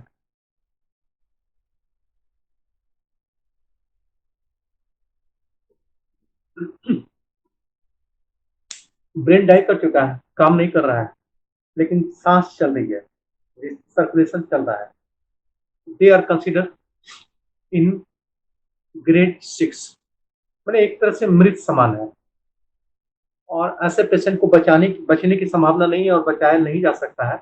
हाँ, ऑर्गन ट्रांसप्लांट डोनेशन, उसके घर के लोग अलाउ कर रहे हैं, तो ऑर्गन डोनेशन जैसे किडनी डोनेट कर दिए, आंख डोनेट कर दिए, हार्ट डोनेट कर दिए, तो ये डोनेशन के लिए है कि बच खत्म हो गया, लाइफ खत्म हो चुका है, बच्चे नहीं है, ये सिर्फ सांस चल रहा है, सर्कुलेशन चल रहा है, मरना तो है, तुरंत ही मरेंगे। तो अगर संभव है कि अगर घर के अलाउ करते हैं, तो ऐसे लोगों का ऑर्गन ट्रांसप्लांटेशन के लिए लिया जा सकता है डोनेशन के रूप में।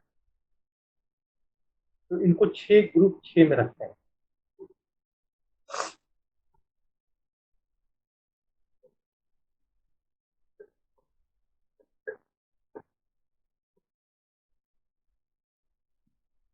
लास्ट में इन्वेस्टिगेशन, अंतिम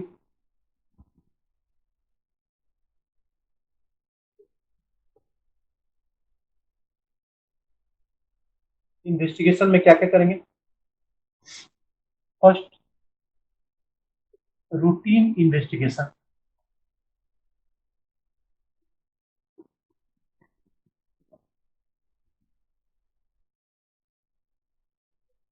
रूटीन इन्वेस्टिगेशन में हीमोग्लोबिन लेवल,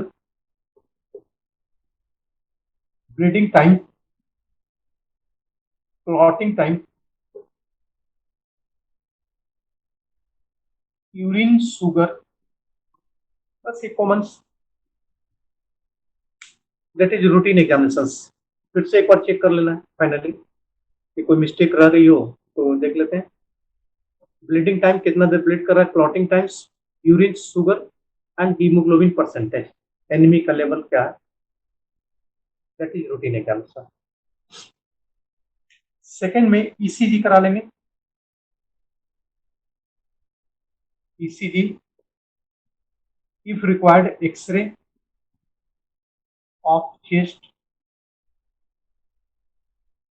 अगर पहले से कोई कार्डियोवैस्कुलर या रिस्पिरेटरी हिस्ट्री बोला है तब एक्सरे ऑफ चेस्ट कराएंगे, अदरवाइज जरूरत नहीं है।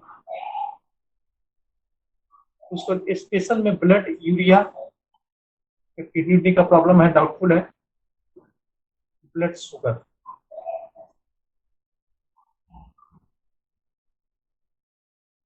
साठ से ऊपर का पेशेंट है एल्डरली पेशेंट है तो उसमें ब्लड यूरिया भी जांच करा लेते हैं और ब्लड शुगर भी जांच करा लेते हैं।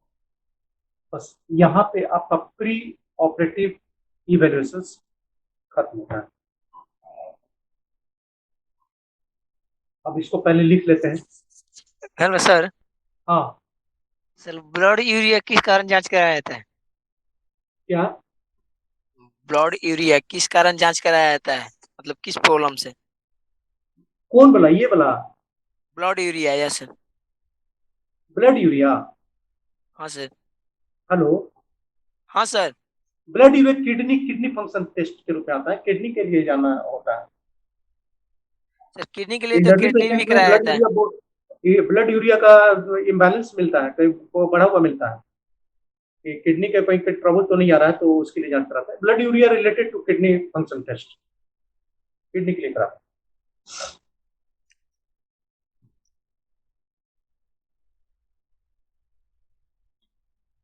लिखो।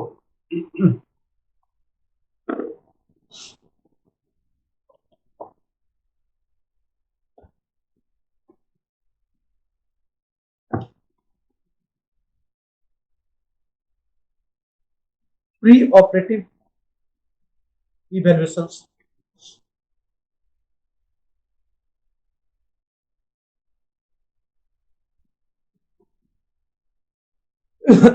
is very essential. सर फिर से बोल दीजिएगा, preoperative Pre-operative evaluations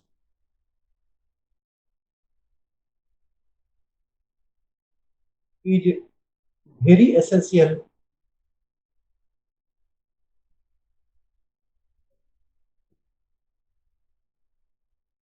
to perform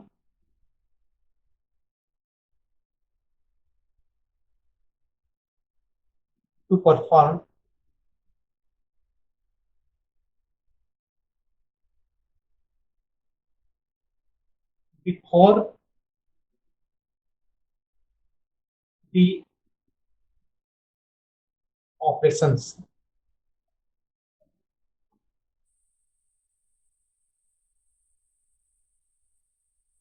Commonly it's done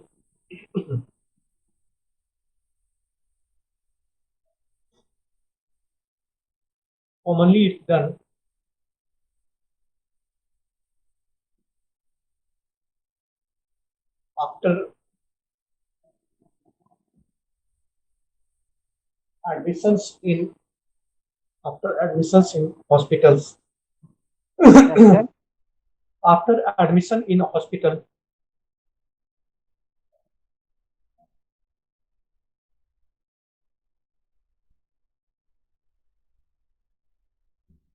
or before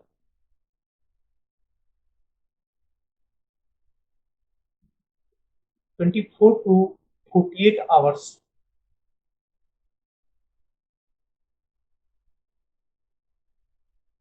or before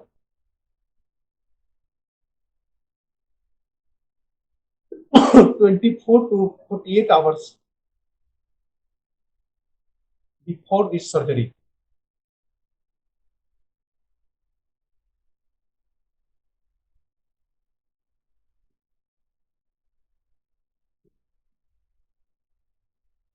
अब हेडिंग देना है goals of pre operative evaluation. क्या सर? हेडिंग देना है goals, GOALS, goals of pre operative evaluation.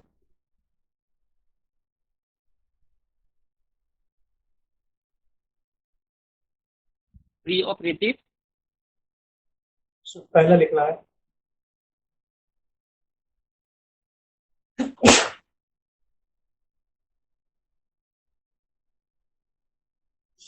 to reduce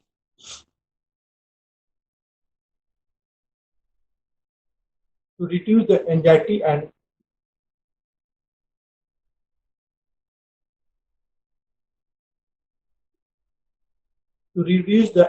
and educate the patient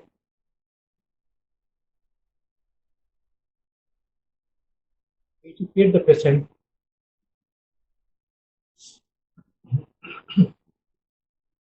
about anesthesia.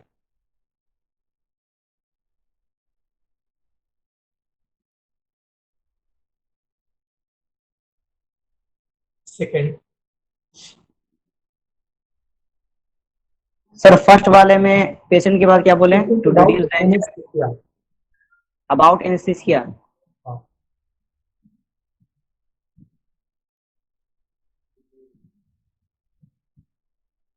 Next, to obtain information about क्या सर? to obtain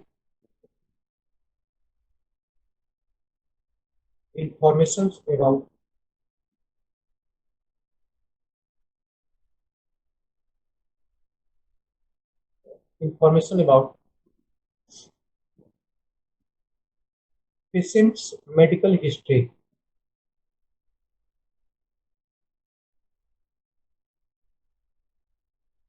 Patient's medical history.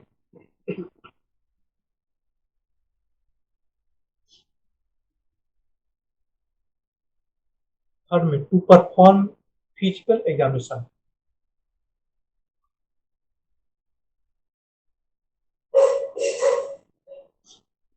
To perform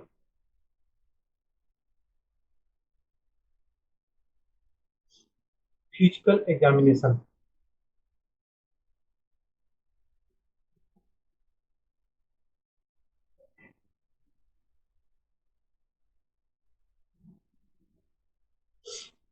Next, to determine which test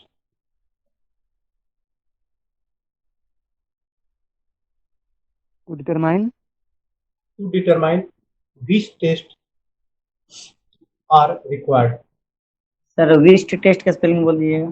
To determine which tests which are required.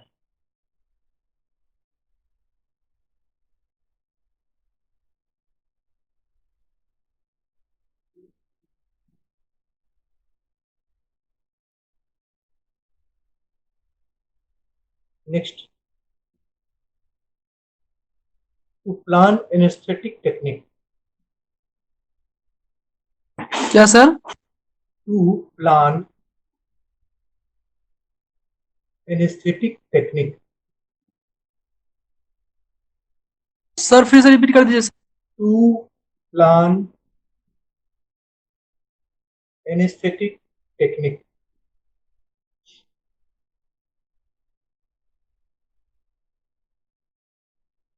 Next, to obtain informed sir फिर से बोलिएगा sir. to obtain informed consent. बोले sir to obtain To obtain informed consent. CONSENT. गोल्स में ही लिखा रहा है ना क्या बोल रहे हैं? Sir? Goals of operative evaluation में लिखा रहा है ना? गोल्स में ही लिखा रहा है ना, बस दूसरा टॉपिक चेंज होगा तो हम बता देंगे। ठीक है ठीक। सब उसी में लिखा है, चेंज होगा तो हम बता देंगे। To obtain informed consent.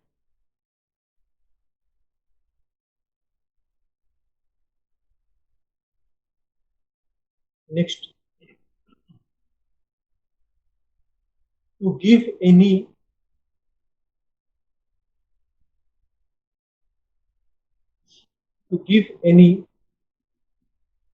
pre-operative instructions.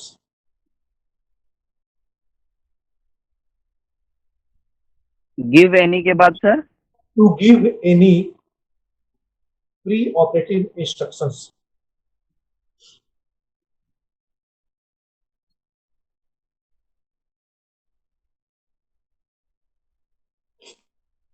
Operative के बाद sir? To give any pre-operative instructions.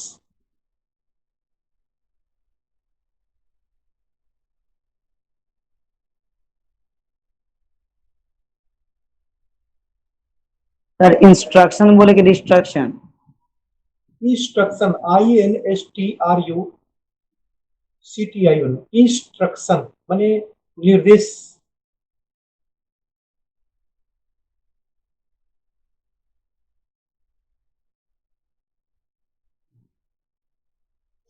Goals खत्म हो गया, अब हेडिंग देना है methods of pre operative evaluations.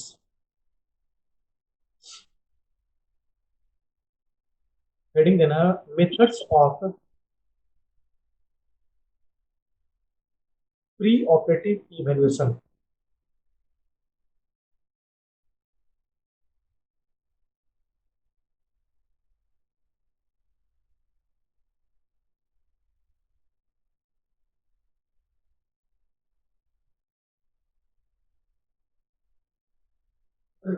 इसमें पहला पॉइंट होगा हिस्ट्री।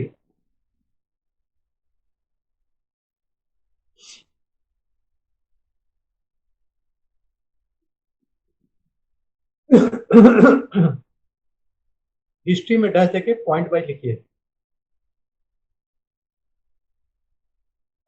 हिस्ट्री का पहला point, any medical illness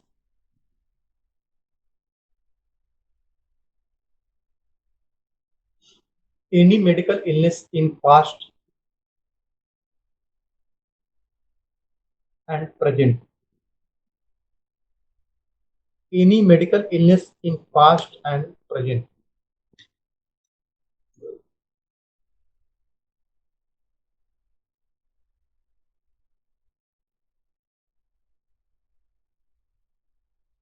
Second,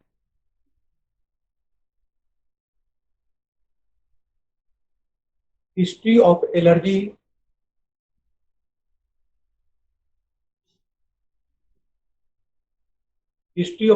to any drug.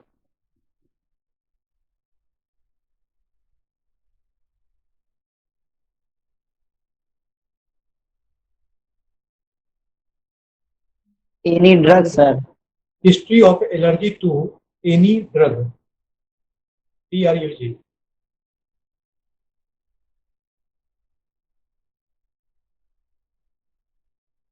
Next point लिखें, history of medications.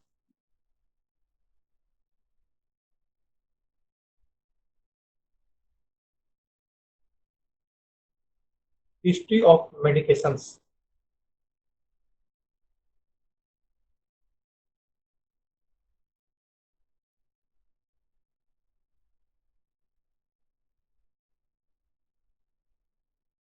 Next, history of previous anesthesia.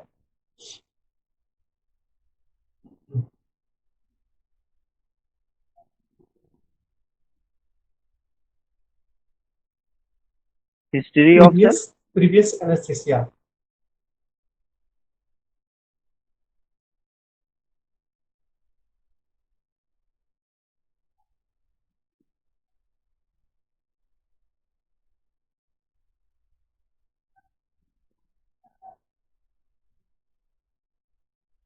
Next,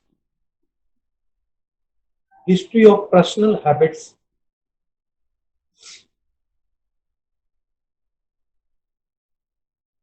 History of personal habits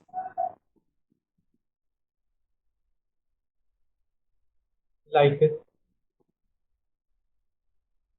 History of smoking,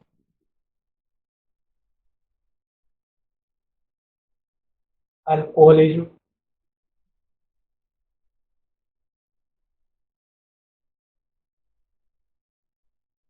drugs addicts,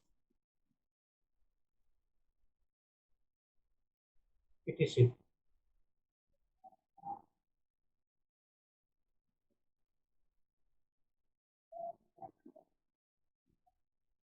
इसी में continue लिखना है, full stop देके। Alcoholic patient can have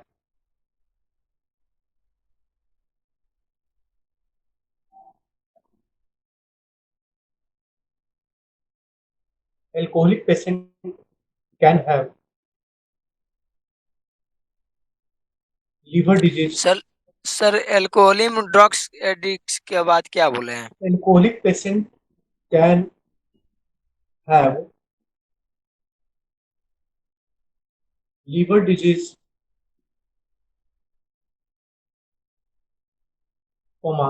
cardiomyopathy,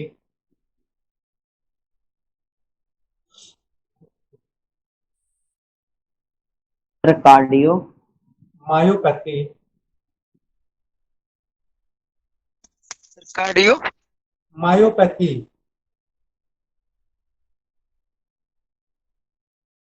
cardio के बाद क्या बोले हैं? cardiomyopathy, myopathy, cardiomyopathy,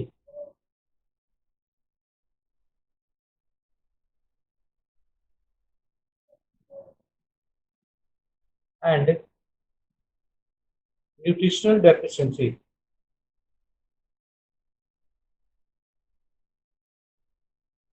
एंड क्या बोले sir? And nutritional deficiency. Nutritional deficiency.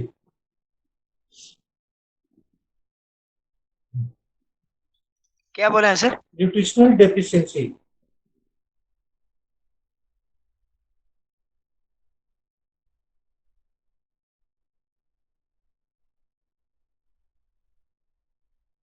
History खत्म हो गया. सेकेंड हेडिंग दीजिए फिजिकल एग्जामिनेशन.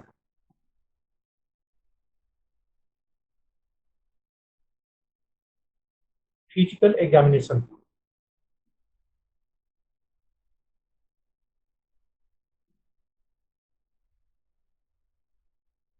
इसमें पहला पॉइंट लिखिए, general physical examinations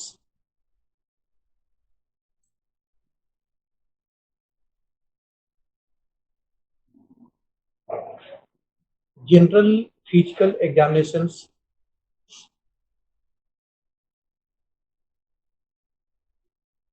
like pulse, blood pressures, etc.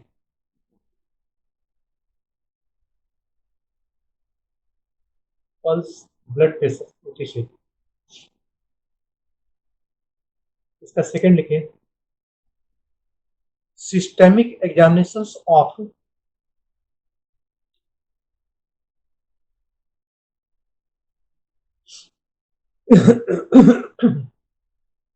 systemic examinations of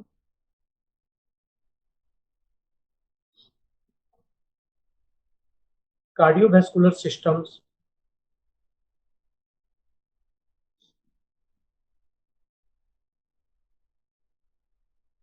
respiratory systems, comma देखें,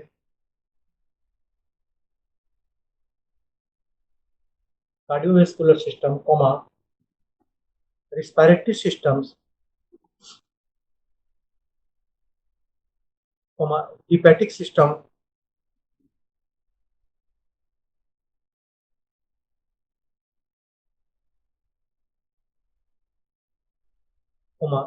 nervous systems,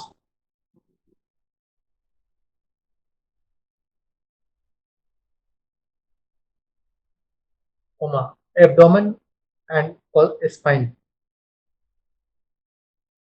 abdomen and spine.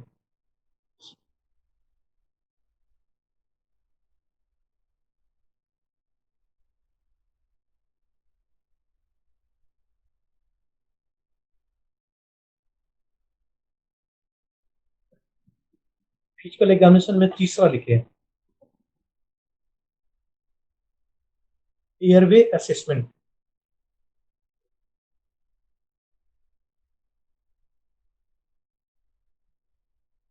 तीसरा में airway assessment.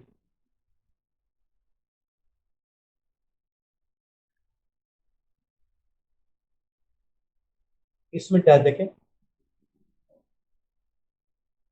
to rule out difficult. Yes, sir. To rule out, RULE, rule out, OUT, difficult intubations.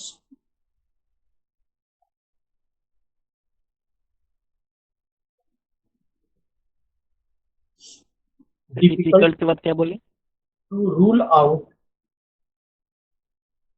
difficult intubations. Full stop. It includes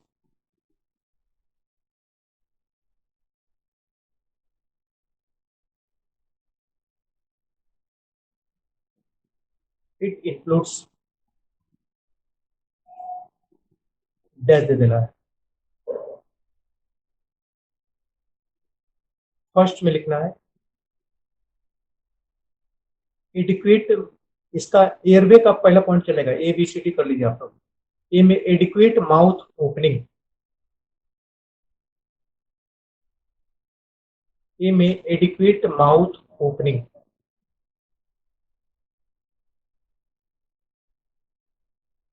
क्या देखें,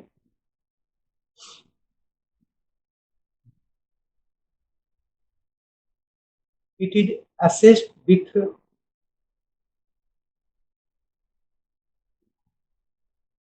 क्या हुआ sir? It is assessed, ASSED, assessed with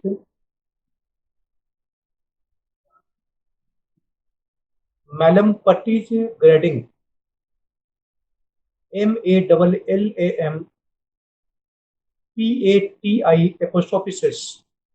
Mallampatty's grading, Mallampatty grading, GRADING, which is done by grading के बाद sir grading, which is done by asking the patient, sir it is done by asking the patient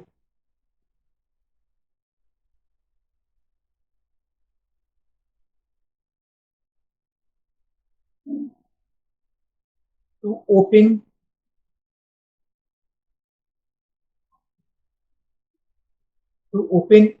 his oblique her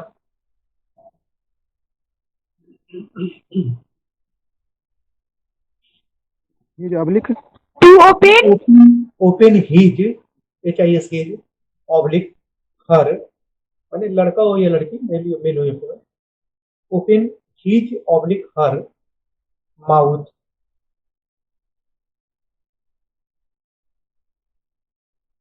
as wide as possible, as wide as possible, and protrude the tongue, and protrude, PROTRUD, protrude में जीभ को बाहर निकलवा देंगे, protrude the tongue,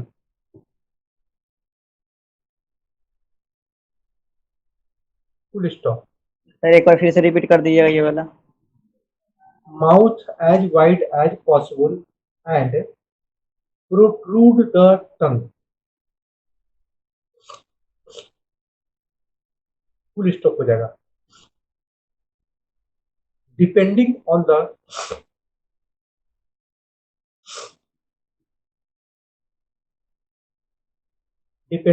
the structures seen by depending on the structures seen by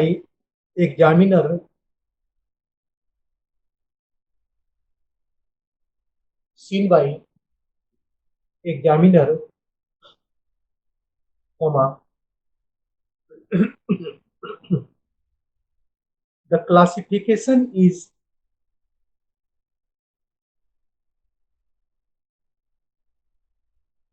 classification is as follows.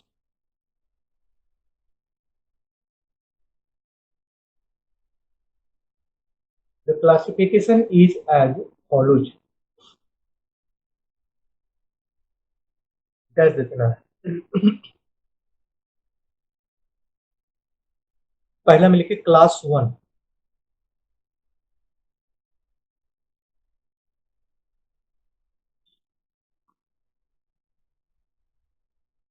Class 1 में dash देखें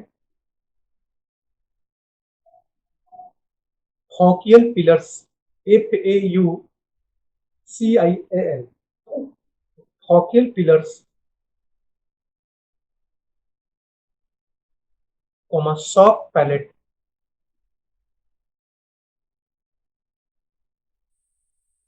and uvula sin.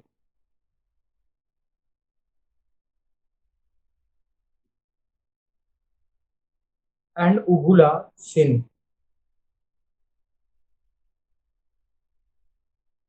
uvula uvula sir uvula UVULA uvula sin SWN देखा जा रहा है।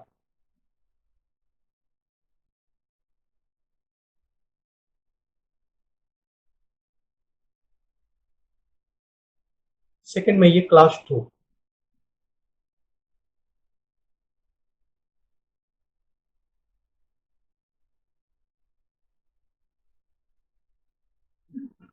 देखे faucial pillar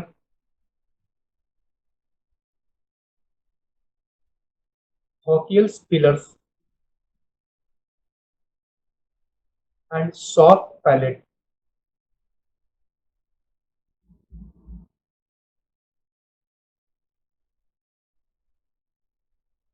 and soft palate.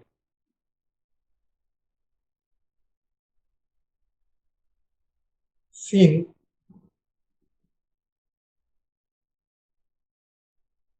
but not uvula. But not uvula.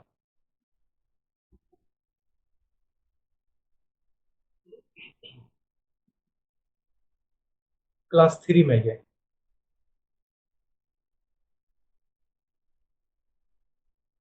only soft palate is seen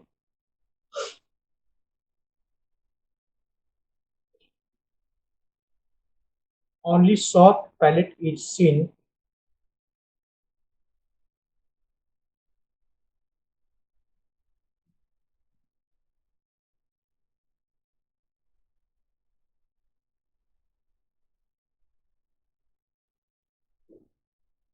class 4 में ये चौथा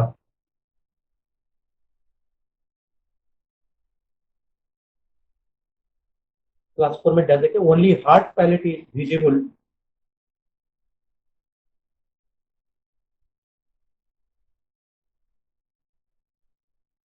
only hard palate is visible visible sir visible दिखाई दे रहा है बस VISIBL विजिबल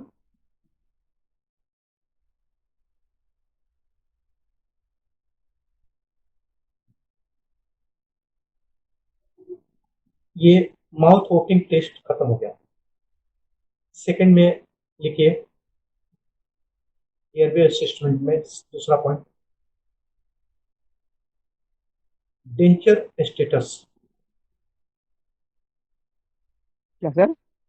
डेंचर दांत DENTURE denter status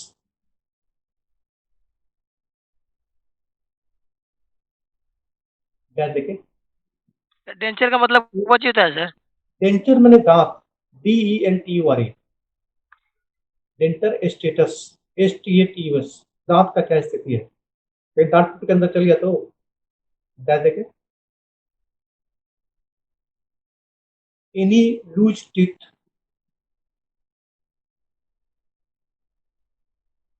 any loose teeth comma क्या बोले सर? एनी लूज टीथ कोई हिलता हुआ दांत है कॉमा डेंटल लॉस्ट, दांत टूटा हुआ है,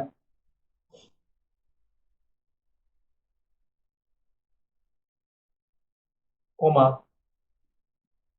आर्टिफिशियल डेंटेचर,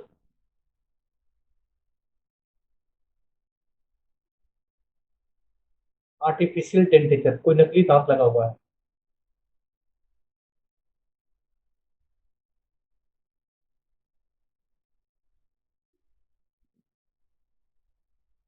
ये खत्म हो गया। तीसरा में ये एयरवे असेसमेंट में नेक मूवमेंट्स, क्या सर? नेक मूवमेंट, डेंटेचर के बाद अगला नेक मूवमेंट, गर्दन का movement.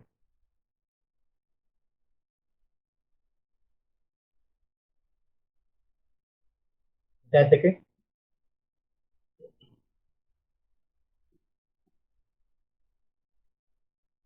Any restricted movement of neck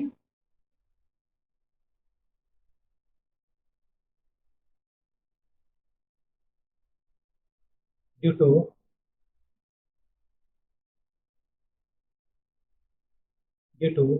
movement हुआ sir? any restricted movement of the neck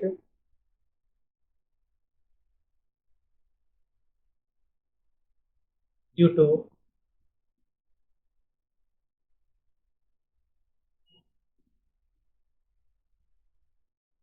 chronic spondylitis, chronic cervical spondylitis, क्या? chronic cervical spondylitis,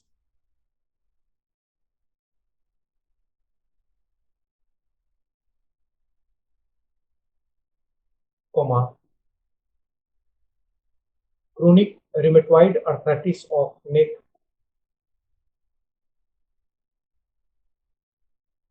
chronic chronic rheumatoid arthritis of neck,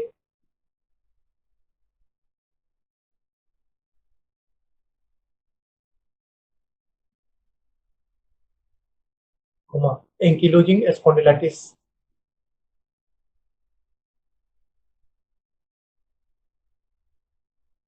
ankylosing Ankylo? spondylitis, ankylosing spondylitis,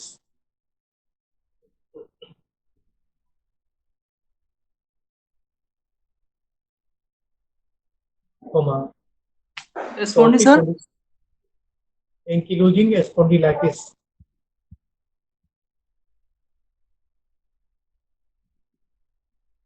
comma torticollis, torticolis, क्या sir? torticollis,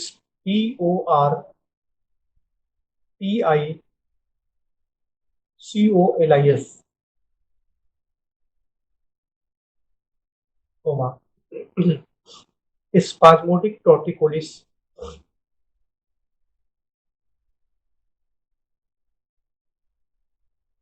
spasmodic torticollis, etc.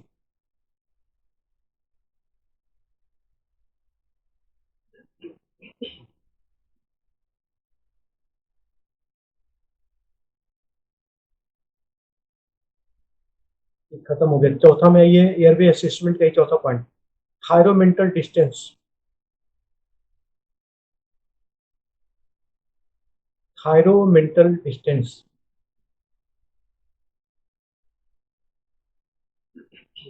Dash देखे,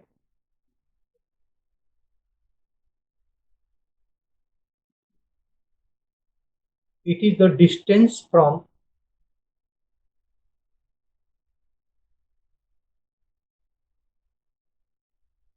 distance from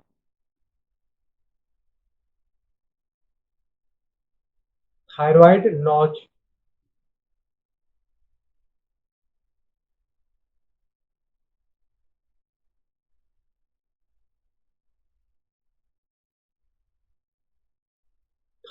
notch to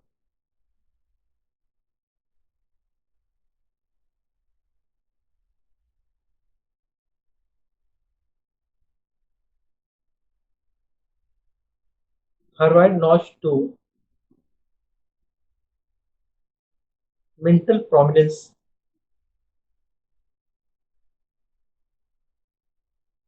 क्या sir? Thyroid notch to mental prominence.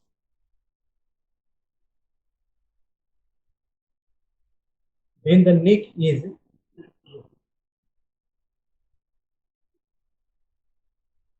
fully extended.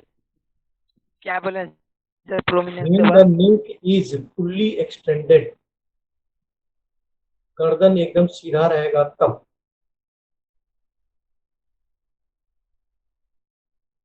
When the neck is fully extended.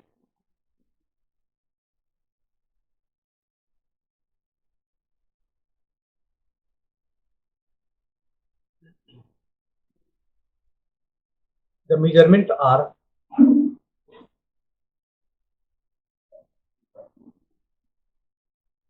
क्या देना है? ई में लिखे normal.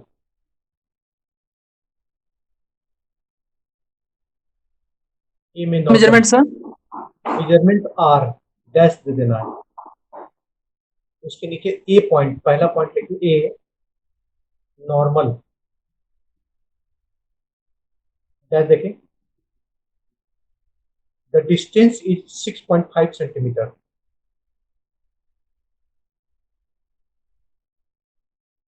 The distance is 6.5 centimeter.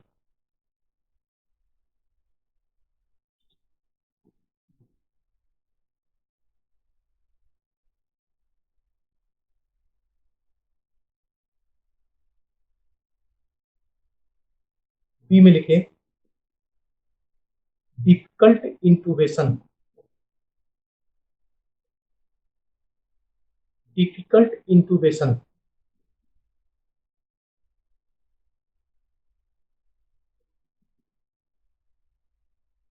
क्या देखें. The distance is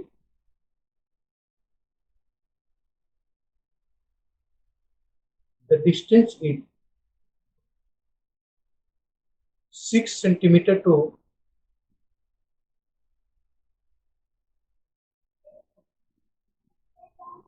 6.5 centimeter.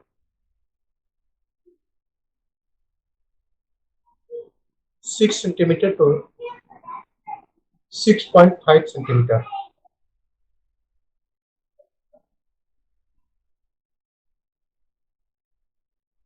सी में लिखे laryngoscopy is impossible. सी में laryngoscopy is impossible.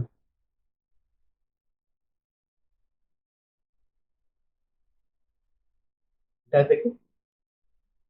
क्लियर नहीं आ रहा सर. laryngoscopy is impossible. क्या देखें. If the distance is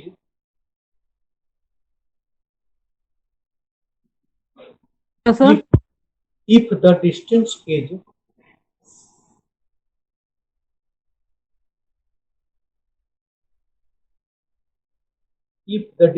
is less than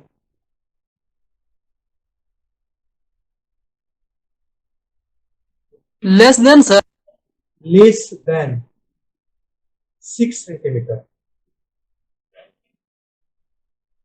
Less than 6 centimeter. Bus stop कर दीजिए यहीं पर. बाकी जो रेस्ट रह गया कल दिखा देंगे इसको.